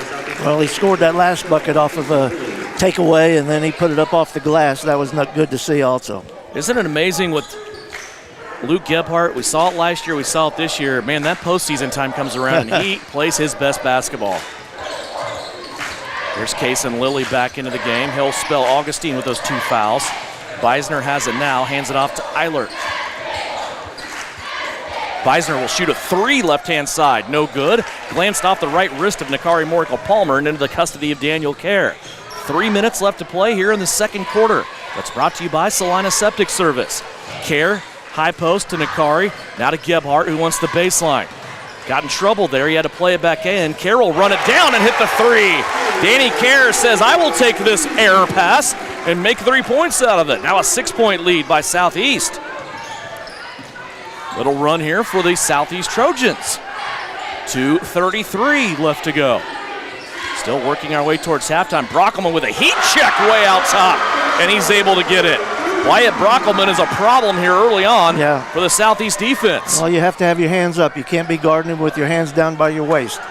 2:16 left to play here as we work our way towards halftime. We'll recap the girls' contest earlier on tonight and also give you scoring from the first half of this one.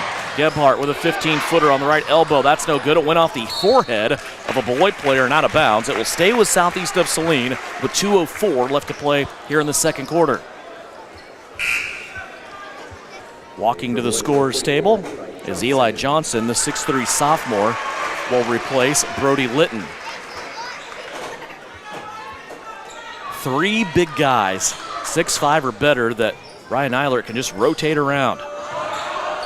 Nakari Morikel-Palmer has it top of the circle as we go inside 2 minutes to play. Kason Lilly to his right. He'll pass it to Nakari. Now Morikel-Palmer into Sawyers. Kick out to Lilly. His three-pointer won't fall down. And a rebound by Eilert on the weak side. Here comes Beloit. Brockelman floating to the left. Nobody yet to pick him up. Now Kason Lilly will take the challenge. 23-20, Southeast of Saline. Brockelman with fancy dribbling gets himself to the left elbow. Now plays it off to the left. Eli Johnson. Beisner again in three-point territory. He'll hand it off to Wyatt Brockelman. Brockelman high post entry in the keyhole now to Eilert. Eilert kick out to Gerstner. His first three off the front of the rim. That won't go. Lilly had the ball stuck to his right hand and grabs the rebound. Approaching the 1 minute mark here. Left hand side, Nakari Morikel-Palmer has it. Him and Lilly play catch now. Middle of the floor, back to the left wing. Sawyers nearly airmailed one over the top of Daniel Kerr, but Danny was able to bring it back in. Now to Gebhardt. Up top to Lilly. Inside a minute. Runner by Kason. Lilly hits the rim, the backboard, and then falls home. Kason Lilly on the season averages a runner a game, I bet. 25-20. You sure can't be mad at him for putting him up there. No, sir. It's a 5-point Southeast lead that the white Trojans, here in their purple and white jerseys, playing the number 1 seed, are trying to protect against the black and orange Trojans from Beloit. Here's a spin move along the baseline. Gerstner, and he stepped out of bounds. That right leg kicked out towards the sideline in the corner, and Gerstner turns it over. Beloit has cleaned their game up since that first quarter. They had 9 turnovers in the first period. That's only their second since then. Yeah, they're playing a lot better, but we're playing a little better too. Our defense is pretty good this quarter. 23 seconds left to go. Southeast of Saline's Trojans can have the last say at it here in the first quarter. Bryson Flax holding up 2 fingers. Now Trent Douglas gets up. He makes a call as well. They're looking at a zone defense. Kason Lilly hands it off to Gebhardt with 10 on the clock. Luke floats left. Now comes back right to Sawyers. Baseline to Nakari. Clock down to 4. Kerr, long distance 3. Rattles in and out, no good. Beloit has the rebound, and that will close the first half. Boy, that ball was halfway down from Daniel Kerr and popped back out, and we are at halftime. A game of runs so far in the first 2 quarters, 25-20. Southeast of Saline leads it by 5 as we hit the break. When we come back here on halftime, brought to you by Knauf Auto and Truck Accessories, we'll go over scoring from the first half, also recap Southeast of Saline's game from earlier on against the Phillipsburg Lady Panthers. It's all coming up here at the break. Southeast of Saline leads Beloit 25-20 on KINA. Hey. Knauf Auto and Truck Accessories. Everything to bling out your ride in one place, including top quality lift kits, wheels and tires, bumpers, Jeep accessories, fender flares, bed covers, bed liners, step bars, even custom painting. Knauf Auto is the ANSOIL dealer and has many synthetics and filters in stock. Visit Knauf Auto on Facebook for specials, great ideas, and let them make your truck stick out in a crowd. Knauf Auto and Truck Accessories, supporting the Southeast of Saline Trojans. Okay, Coach, thank you for your breakdown on your offense and defense. Now here's Lynell Garrettson, your real estate coach for buying and selling. Hi, fans. It's Lynell Garrettson from SalinaHomes.com, and I'm here to coach you up in your real estate game plan. Now is a great time to list your house, land, or investment. Or if you're in the buying mood, I'd love to help you find just the right real estate opportunity for you.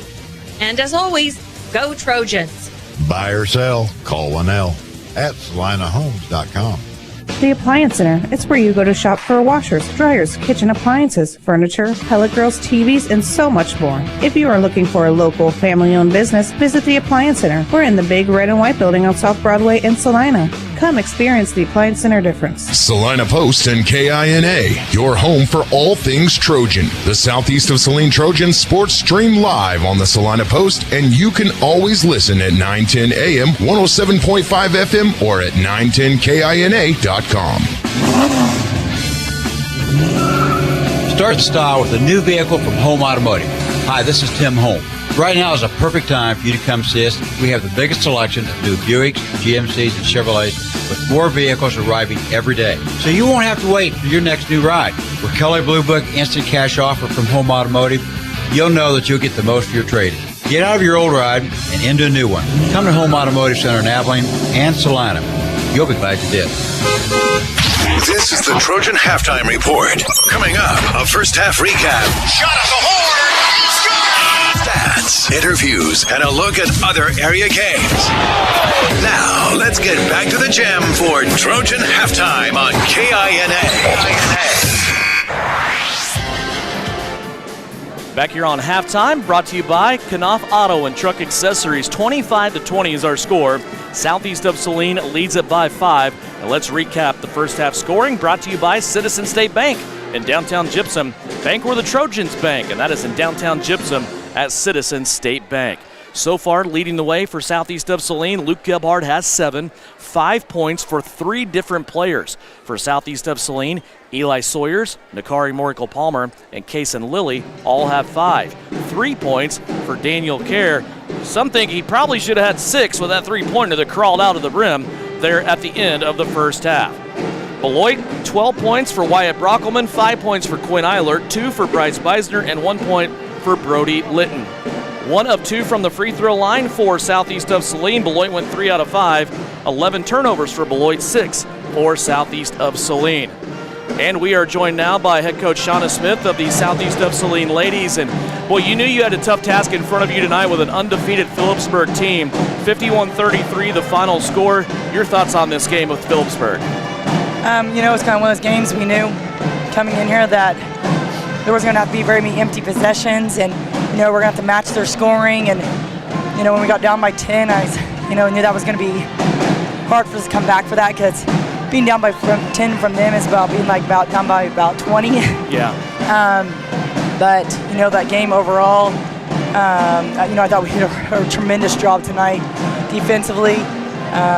Just do those things like we were talking about. We need to get in the 50s to be able to play with them, to beat them. And we scored 33 points. Yeah. But I really, defensively, I couldn't have asked anything better from our girls besides rebounding.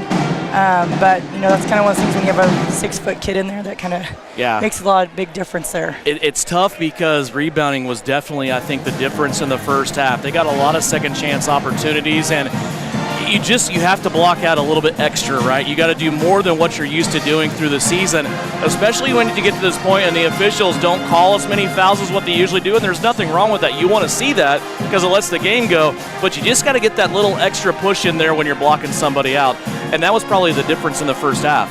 Yeah, like I said, we weren't even in the picture, blocking out. It wasn't like the officials weren't calling anything. We weren't even in the picture, and halftime we were only, it was only 3 people even attempting to rebound. So that's one thing, and we knew we were going to have to rebound. We knew that they rebound really hard, because they have kids that come in and do that. And that's in the Shrimper girl. She does a really good job of that, and she's 6 foot. So, those putbacks are a little bit easier for her. You had some girls that were kind of apprehensive to get into the scoring because Phillipsburg's defense is so good. The daylight doesn't last very long when you are open. It took Brielle Potacek a little bit longer to get adjusted in this game, but when she did, she hit her first 3 shots. She also went 2 of 2 from the free throw line. She spurred a run that brought you back to within 6 points in that third quarter. Talk about her play once she started going, and then how that helped the team kind of start competing again. Well, like I said, they get out and they just pressure the ball real hard, and so that kind of relieved a little bit of pressure there from the other kids. Because the other way, they had to kind of get out and guard her a little bit more. But like I said, it kind of got us back into it there, but we had to use so much energy trying to get back into that defensively. They then, we said we got it within 6, but then we had to try to get up, then they came back and they scored again, so then it was like 8 again, 9, and then I think I got up to 11 there, and then like I said, then they just kind of were going to get out and hold the ball against us, and we knew we couldn't press them. We knew that when we tried that, we knew that wasn't going to happen. Playing against a team like Phillipsburg, you almost have to be the best version of yourselves. You almost have to play a perfect game. And we can probably sit here and nitpick at stuff that went wrong all season long, or not all season long, but all game long. But instead of doing that, your girls competed to the fullest. I think we always expect that out of your teams. They brought it back within 6 in the third quarter. They had the first 5 points to start the fourth quarter, brought it back within 5, and you just kind of have this feeling of, okay, here we go. But that Phillipsburg team is very good. I think you and I can sit here and just give them all the credit in the world. They had a little chip on their shoulder from last year, losing to Goodland and not making it to state, and you knew that was something to overcome as well. Well, we talked about that a little bit. That's one of the things that they were kind of mad that that happened. We can all sit here and say that we've been here before. We all things we know how to do these things, but they also were angry that they didn't make it last year. Definitely. And so a little bit of both. But again, I'm not disappointed in my girls. I thought we did. What we could, and we knew, like I said, offensively we had to execute differently. And our season, us ending 19-4, again, league champs. Really, the girls. I thought we did a tremendous job this year. Well, congratulations on a great season. It's such a blast watching your teams play. Enjoy your weekend. Take care of those vocal cords, okay? All right, thank you. Thank you. Shauna Smith, head coach of the Southeast of Saline Lady Trojans. Her girls tonight have their season ended. A very good Phillipsburg team will remain undefeated, and they will have a chance to be a number 1 seed at the state tournament next week in Hutchinson. 25-20 our score here, a 60-second timeout. Back with third quarter action of the guys game after this on KINA. The Bennington State Bank proudly supports local sports and wants each student to know that their hard work and talent is noticed and appreciated. At Bennington State Bank, they care about local communities and are committed to fostering long-term relationships through the delivery of excellent customer service, integrity, and fairness. From helping local businesses acquire relief loans to supporting community youth and nonprofits to helping you purchase your dream home or invest in your future, Bennington State Bank is here to help. Give them a call to experience exceptional banking with hometown service. Bennington State Bank, your trusted hometown bank. Member FDIC. Stardust Trophy in downtown Salina is your full-service headquarters for trophies and awards for club and sporting events. But did you know Stardust Trophies also makes employee name tags with your company logo? They engrave executive awards like desk clocks and pen desk sets. They imprint artwork and photos on t-shirts, coffee mugs, mouse pads, even personal calculators. Stardust Trophy carries clear sports ball holders on wood bases for treasured or autographed balls from footballs to golf balls. Go to full-service Stardust Trophy, 121 South Santa Fe, downtown Salina. You're listening to Southeast of Saline Basketball on KINA.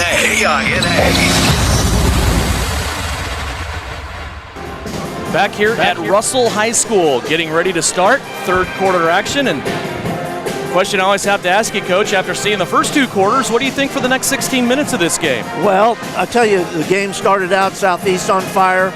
Beloit caught fire. Second quarter, both teams settled in and just battled each other.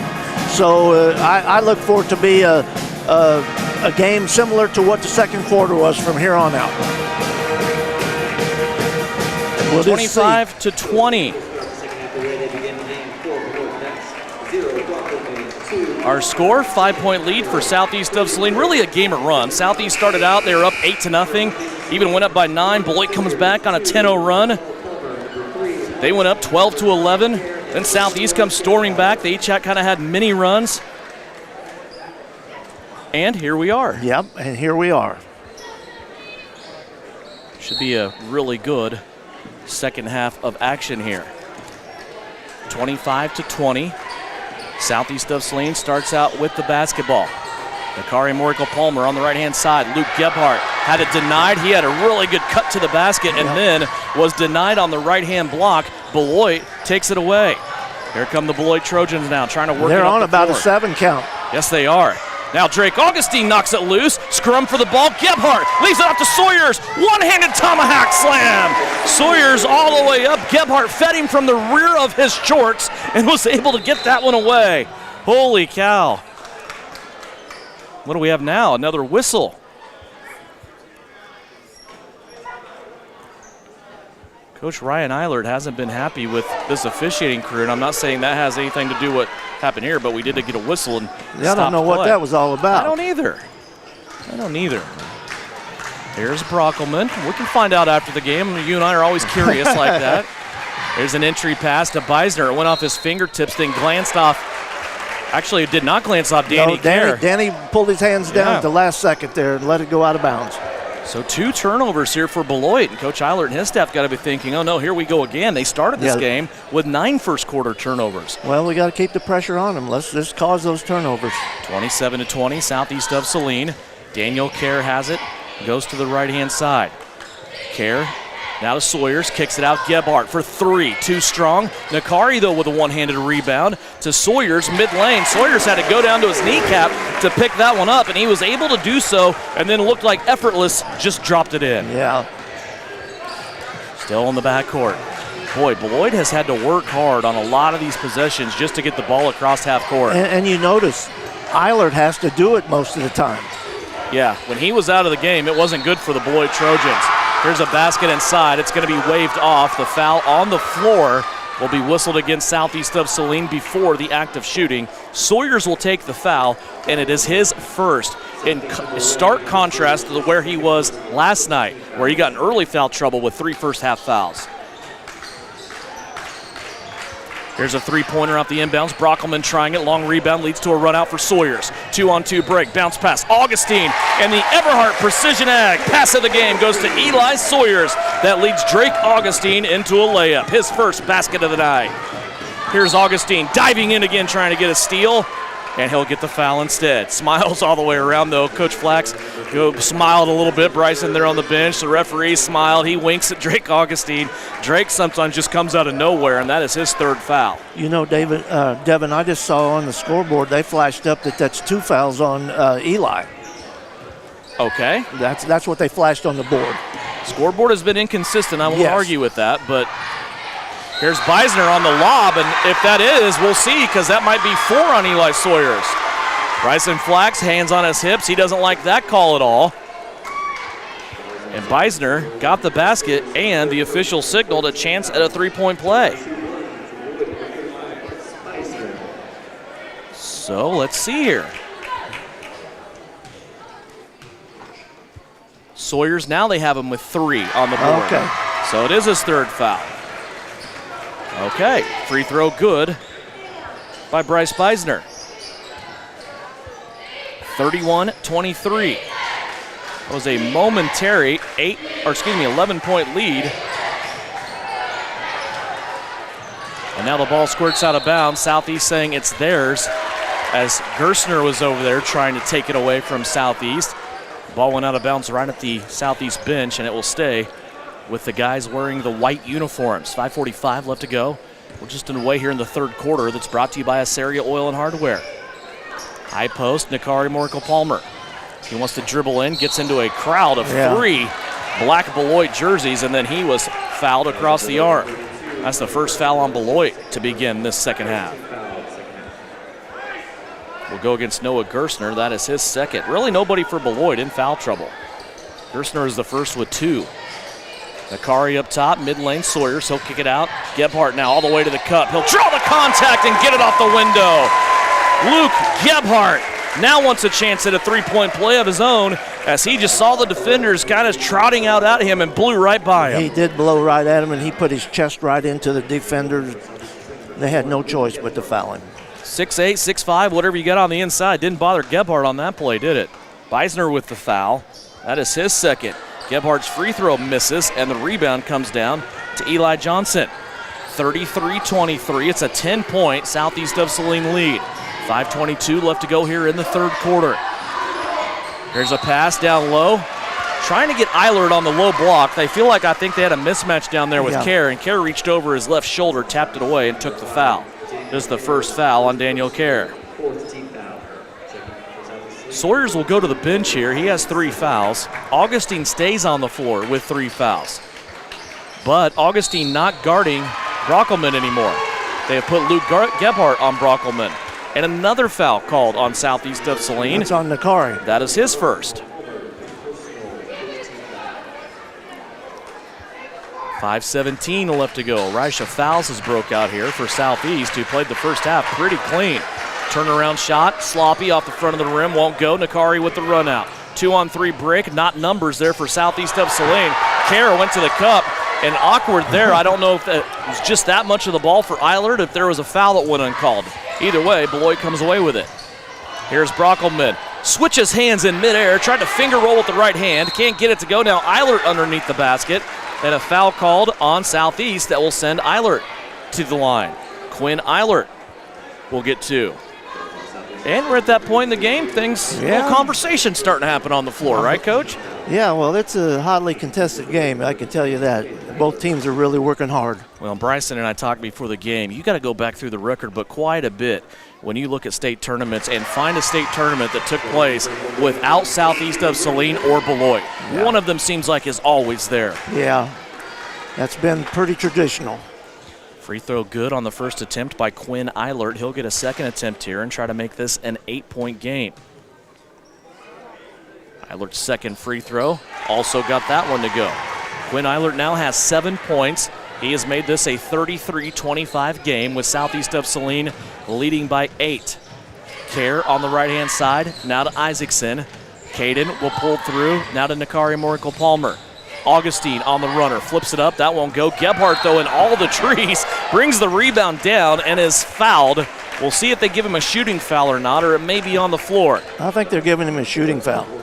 Boy, he is in there just battling his tail off. I love the way Luke's playing here in this sub-state tournament. That foul will go against Brody Litton. That is his first.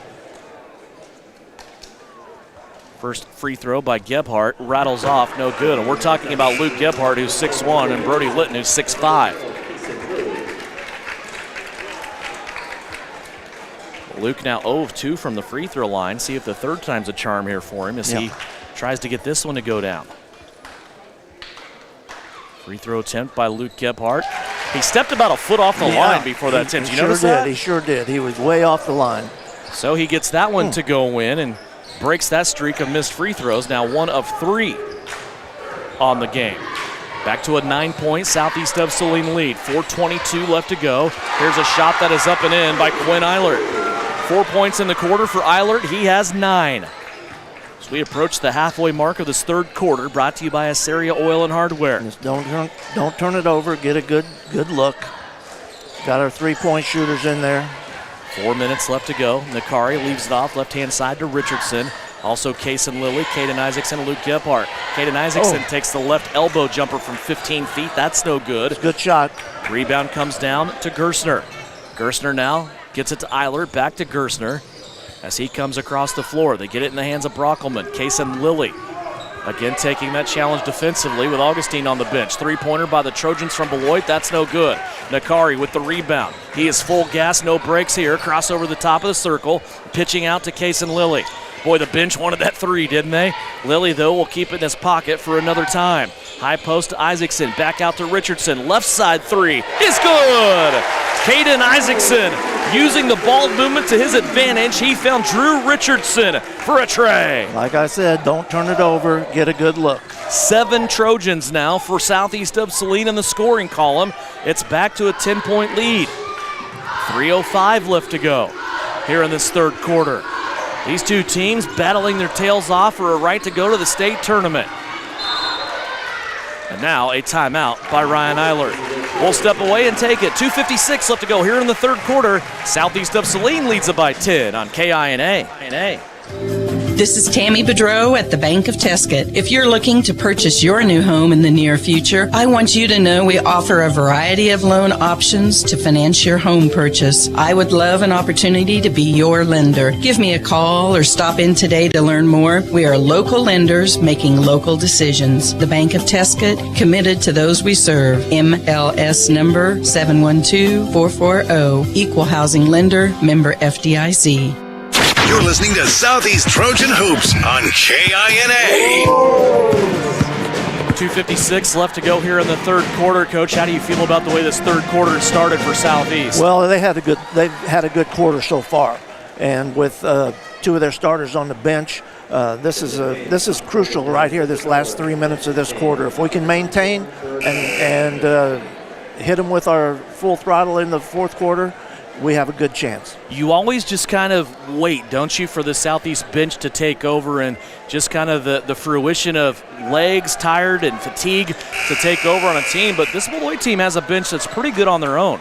They're not bad. I'll tell you, Beloit's they're just a good team. Yeah. That only one can go. See so many good teams bite the bullet either today or yesterday. A couple of those that we need to talk about still that went down in 3A boys action last night. Beloit starts out here out of the timeout, the full timeout from head coach Ryan Eilert. They trail by 10. It's been a low-scoring battle here between these two teams. Three-pointer by Beloit. Brockelman gets them back in the circle. Now down by 7. That's 15 points for Wyatt Brockelman.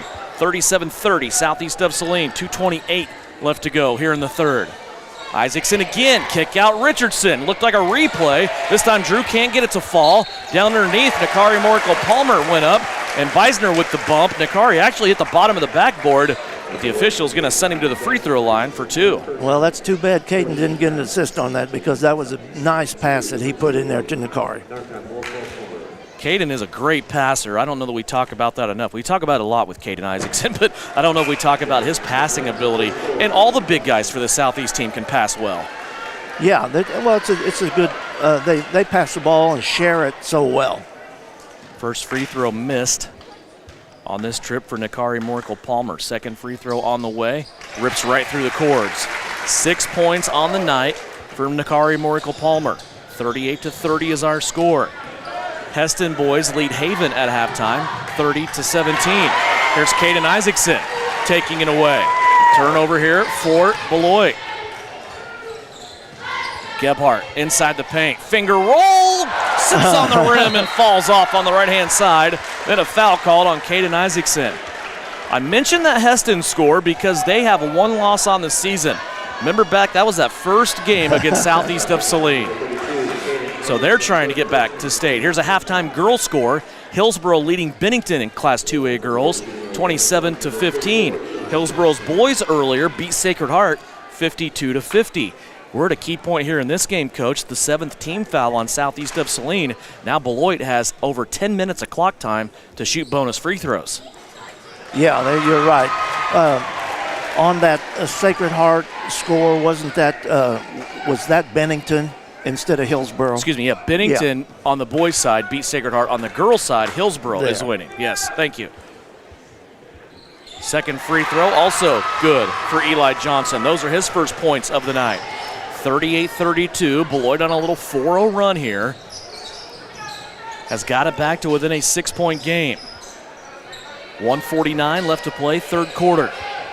Richardson in the corner to Gebhardt, now way back out near the mascot on center floor to Kason Lilly. Skip pass, Nakari now to Richardson. His third attempt from that spot.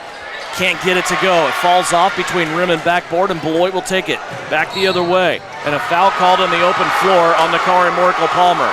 This will send Quinn Eilert to the free throw line. It will be Nakari's second personal foul. A 1-on-1 opportunity coming up for Eilert.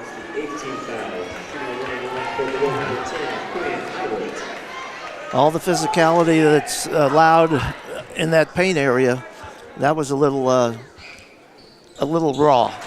Missing the front end of the 1-and-1 though is Eilert. He's now 2 of 3 from the free throw line. That's his first miss. Still leading by 6, Southeast of Saline with the basketball. 82 seconds left to play here in this third quarter, brought to you by Assaria Oil and Hardware. Richardson swings it left. Nakari wants a long distance three. Off the back heel, Kason Lilly gets the rebound. Now plays it to Richardson. Drew stepping through on the left wing. Plays it back to Nakari. High post, Gebhardt out to Kason Lilly. His long distance shot, too strong. And right now it seems like Southeast settling for some bad shots. Yeah, I think so. That was way too deep, in my opinion. I mean, he's hit them before. Inside a minute left to go as we close out the third. Beloit looking to continue this push. They're on a little 4-0 spread here, and a reach-around foul here called on Luke Gebhardt. It'll be his second, and another 1-on-1 opportunity for Beloit. It's Quinn Eilert again. Well, he's making a living at that free throw line, or at least he's there long enough. Just missed the front end of a 1-and-1. He'll have a second opportunity here.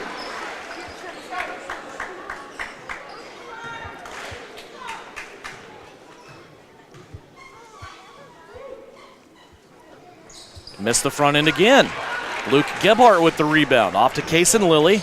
Lilly on the right-hand side. Has to wait on his teammates. Now they all converge and join the party.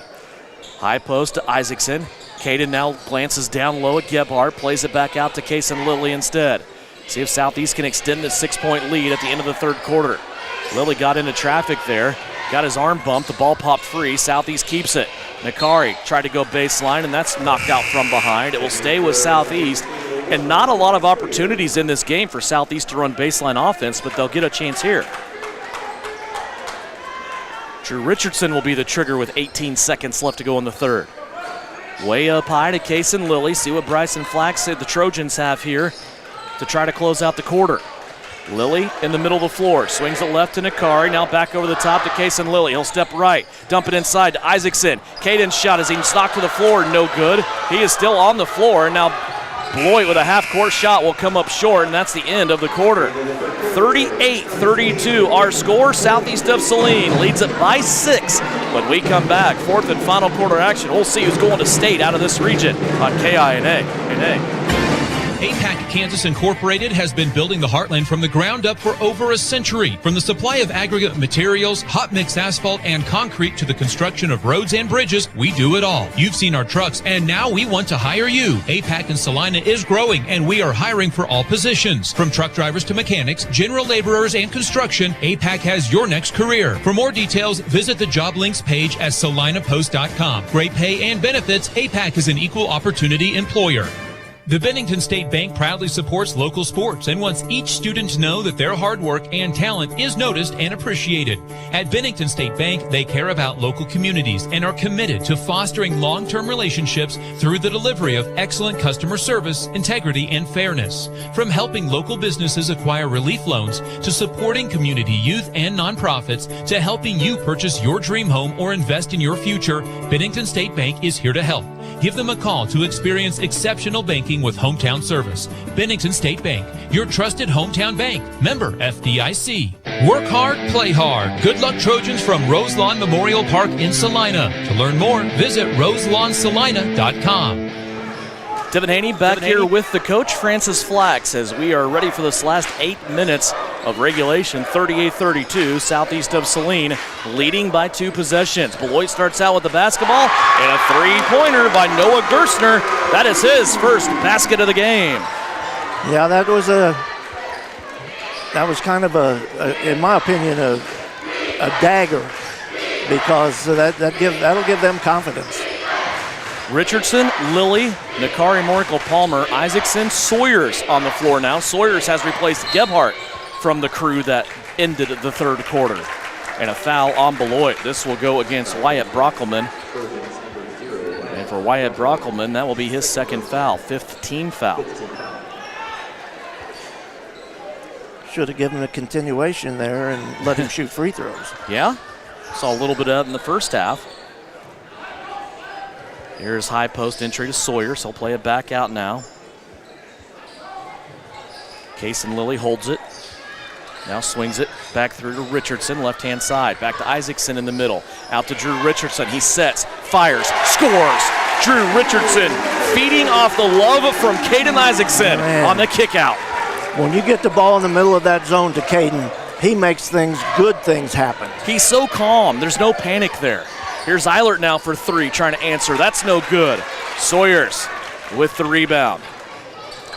Here comes Southeast of Saline again with that half-dozen lead.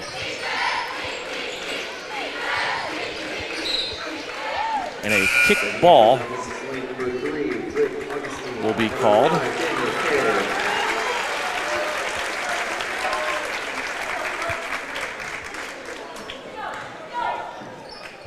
Nakari Morkel Palmer inbounding it to Kaysen Lilly. They were in front of the Southeast bench. Now they work it near side. As you view live stream video on salinapost.com. Our friend Nate King doing a great job with that tonight, presented by Bennington State Bank. 6:20 left to go. Kaysen Lilly just backs it out. I always struggle with this. It's the devil on one shoulder, angel on the other, right, Coach? If you're going against a team that loves the zone defense like Beloit, you get to the fourth quarter and you're up by 2 possessions. At what point do you just bring it out and put the ball on your head? You're right. You're right. I kind of agree with that, but you know, that's not characteristic of us, but if we have to do it, we'll have to do it. There's a basket that's up and good by Bryce Beisner. 41-37, a 4-point game. I gave you a score earlier, and I have to apologize. I got it off the internet, and I was told at one time everything on the internet is true. This was not. It said Chapman's girls were up by 20. That was not the case. Wellington beat Chapman tonight 66-33. Okay. So the Lady Irish has their season ended. This is 41-37. Southeast of Saline's boys leading over Beloit. Case and Lilly, left-hand three, rips the cords. Case and Lilly with 8. And that's his first three-pointer since back early on first quarter. All of a sudden, Southeast of Saline up by 7. 44-37.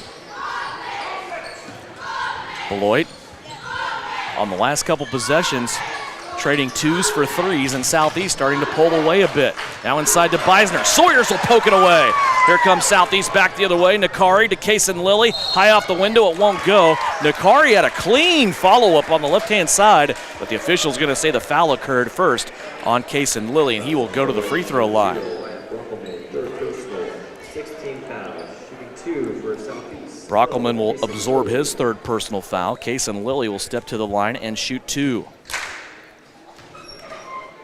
8 points on the night so far for the senior, and his first free throw is up and in. 9 points now for Case and Lilly. Freshman Brody Litton checks back in. He will spell Eli Johnson, who goes to the bench. Second free throw hits the front of the rim, solid. And a rebound comes down to Beisner for Beloit.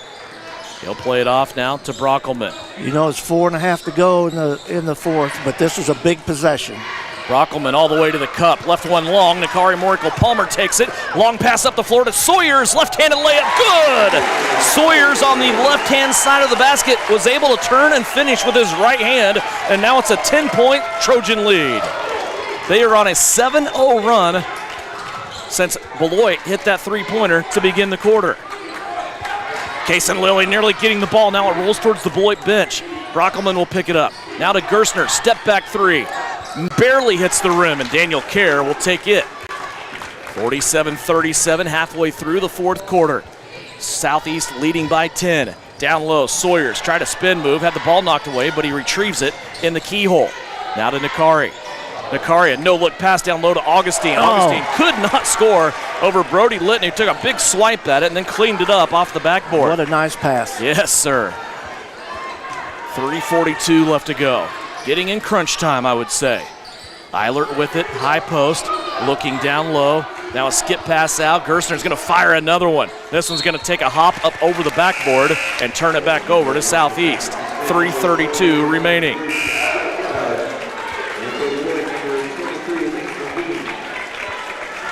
All right, Devin, 3.5 to go. All 5 starters in the game. Let's see what the strategy is here down the stretch. Love it. 3:32 left to go. It's a 10-point Southeast lead that they have to work. Beloit now dialing up full court pressure. Still in the backcourt. Gebhardt gets it across the line to Sawyers. Left-hand side, Nakari. Nakari looking at the three. Now he's going to keep it. Play it outside. This is going to be a ball deflected into the backcourt by Beloit. Augustine will run it down. Here comes Drake now, speeding by his defender.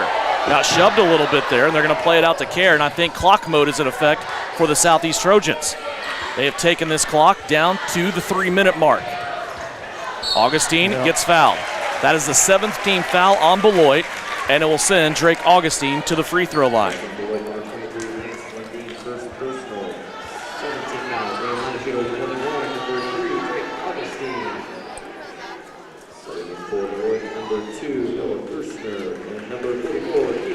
It's a 9-2 run right now for Southeast since Beloit hit that three to begin the quarter. Augustine will try to extend that with a 1-and-1 opportunity. His first free throw crawls off, no good. Beloit will have it back. Up the floor. Gerstner has it, now to Beisner. Beisner takes 2 dribbles to his right, now plays it over to Eilert. Eilert stops at the free throw line. Here's a pass stolen away by Augustine. Boy, Augustine had Sawyers down the floor.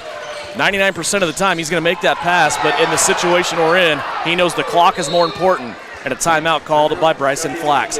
He's going to talk to his squad about it with 2:32 left to go in this one. A trip to state on the line when we come back. Southeast of Saline leads up by 10 here on KINA. Citizens State Bank has been serving Kansans for over 100 years. We are a full-service bank that can service your personal, business, and agricultural lending and deposit needs. Citizens State Bank offers 24/7 convenience with mobile deposit, online banking, and our ATM conveniently located in front of the building. Stop by and see our friendly and helpful staff. Citizens State Bank at 600 Maple Street in Gypsum, Kansas. Citizens State Bank and Trust Company is a proud supporter of the Southeast of Saline Trojans. This is Trojan basketball on KINA.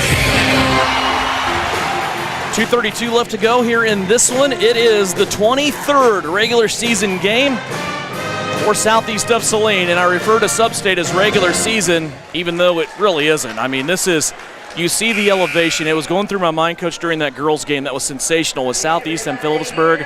I came into the gym here. It's a 5:30 tip. I get here at 4 o'clock. There are people lined up outside to get in the doors, and right when the ball went up, you could tell it was a different situation. You know, when we got here, which was about 25 after, we stood out to the end of the walk in line to get in here. Well, good for you. You had a pass. You could have got in the side, but you didn't want to leave people hanging. No. I had my wife and granddaughter with me. You're a gentleman. Yeah. 2:32 left to go here. There's still a lot of time in the weekend, too. You don't want to hear that all weekend if you do that. 2:28 left to go. Drake Augustine up top, one of the better ball handlers you're going to see. He plays it off to Nakari Morikel-Palmer. That's the great thing about this Southeast squad. They don't have really anybody out there on the floor right now that is a liability as far as ball handling. Gebhardt, Augustine, Sawyers, Kerr, Nakari Morikel-Palmer. They have taken this clock all the way down to 2:05 left to go. If Beloit fouls, Southeast of Saline will have a 1-and-1 opportunity. Here's Nakari driving to the paint. They're going to reach out and foul. Gerstner will take the foul. That will be his third in a 1-and-1 situation coming up here for Nakari. Nakari, a pretty quiet night compared to what he's done in Substate. He's gone for back-to-back 20-point games. Tonight, though, he has 6. Well, something to be said about that, the way they attack him on that zone, you know, he touches the ball. They even look at him. He gets double teamed. Free throw misses, again making solid contact with the front of that rim, then came off left-hand side to Beisner, who falls down. Beisner came across the center court stripe, fell down, and Sawyers will flush it for Southeast. Sawyers all the way down the floor on cruise control, was able to rise up and dunk it home. That might have sealed the deal there. Now a foul on Kerr as Gerstner speeding underneath the basket. And Gerstner will be awarded 2 free throws. Boy, what an exchange there with Beisner falling down. Ryan Eilert's out on the floor. He's looking to see if there's a spot there that was left when Beisner kind of bit it. And Gerstner's at the free throw line. That could have been a 4 or 5 point swing right there. Yes, it could have. Gerstner makes the free throw. He did not score until he hit the first shot of the fourth quarter. It was a 3-pointer. With that free throw, he now has 4. Second free throw coming up, a chance to make it back at a 10-point game, and he does in a 30-second timeout called by Ryan Eiler. We will step away, 1:36 left to play. Still a 10-point advantage for SES here on KINA.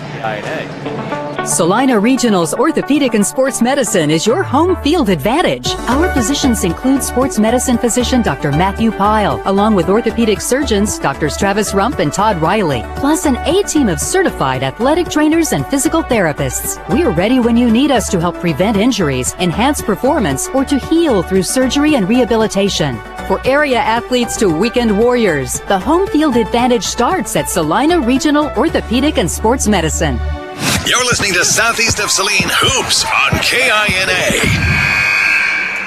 1:36 left to go here. Some fans wearing orange starting at the aisle, some standing up trying to get their Trojans to come back from a 10-point deficit with 1:36 left to play. Well, there's one thing about it, the Trojans are going to win tonight. One or the other. Yes, sir. Yes, sir. You had my head spinning a little bit there when you said that. Here's Sawyers again, breaking the pressure, leaves off a bounce pass to Gebhardt. He was stuffed. Sawyers with the rebound, tried to go back with it, and the ball out of bounds will be awarded towards Beloit.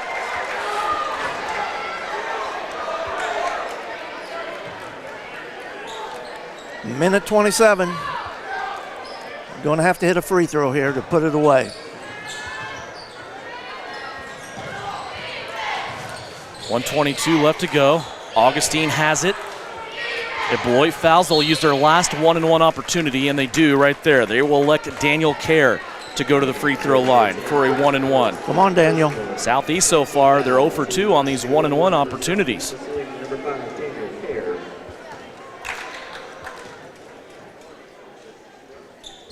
And he missed it. Too strong. 3.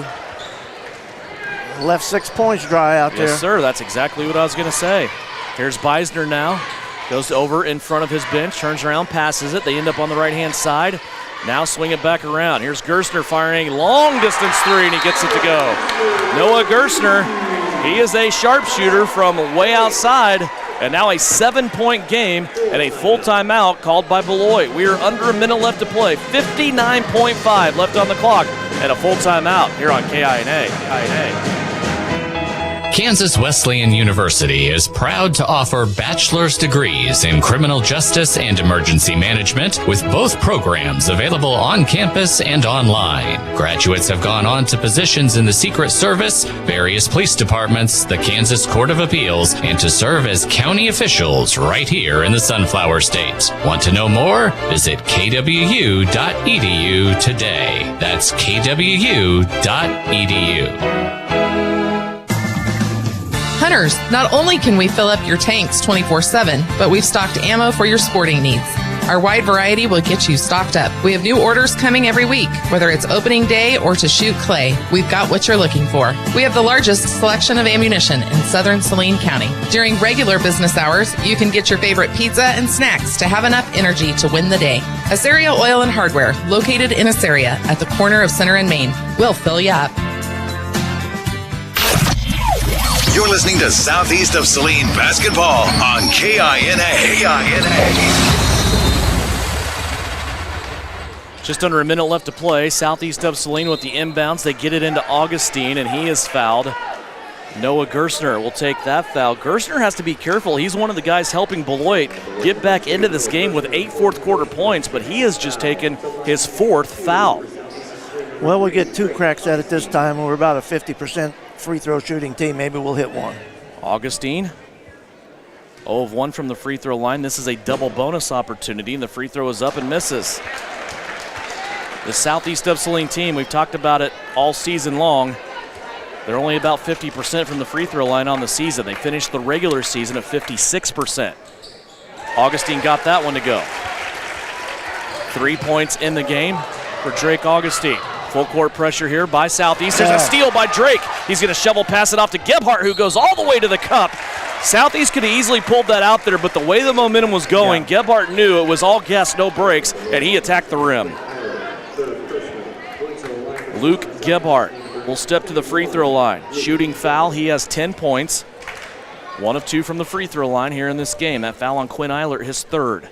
First free throw by Gebhardt, got it.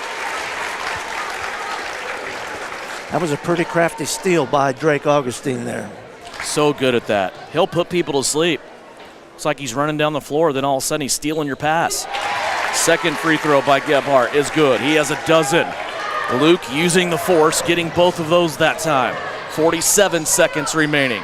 Beloit down the floor. That wasted possession there might cost him. Here's Beisner. Dumps it off to Brockelman. Long distance 3. Rattles off. No good. Chase for the rebound. And they're going to say Nakari Morkel-Palmer was established in the air. Ryan Eilert's not going to like this, the coach for Beloit. But Nakari was airborne, and he was undercut the way I saw it from our vantage point, Coach. He certainly was. He was up, ready to grab the rebound, and he got sandwiched. That's what happens when you can out-jump everybody on the floor, right? 52-42. Nakari at the line, 4-2. Free throw good.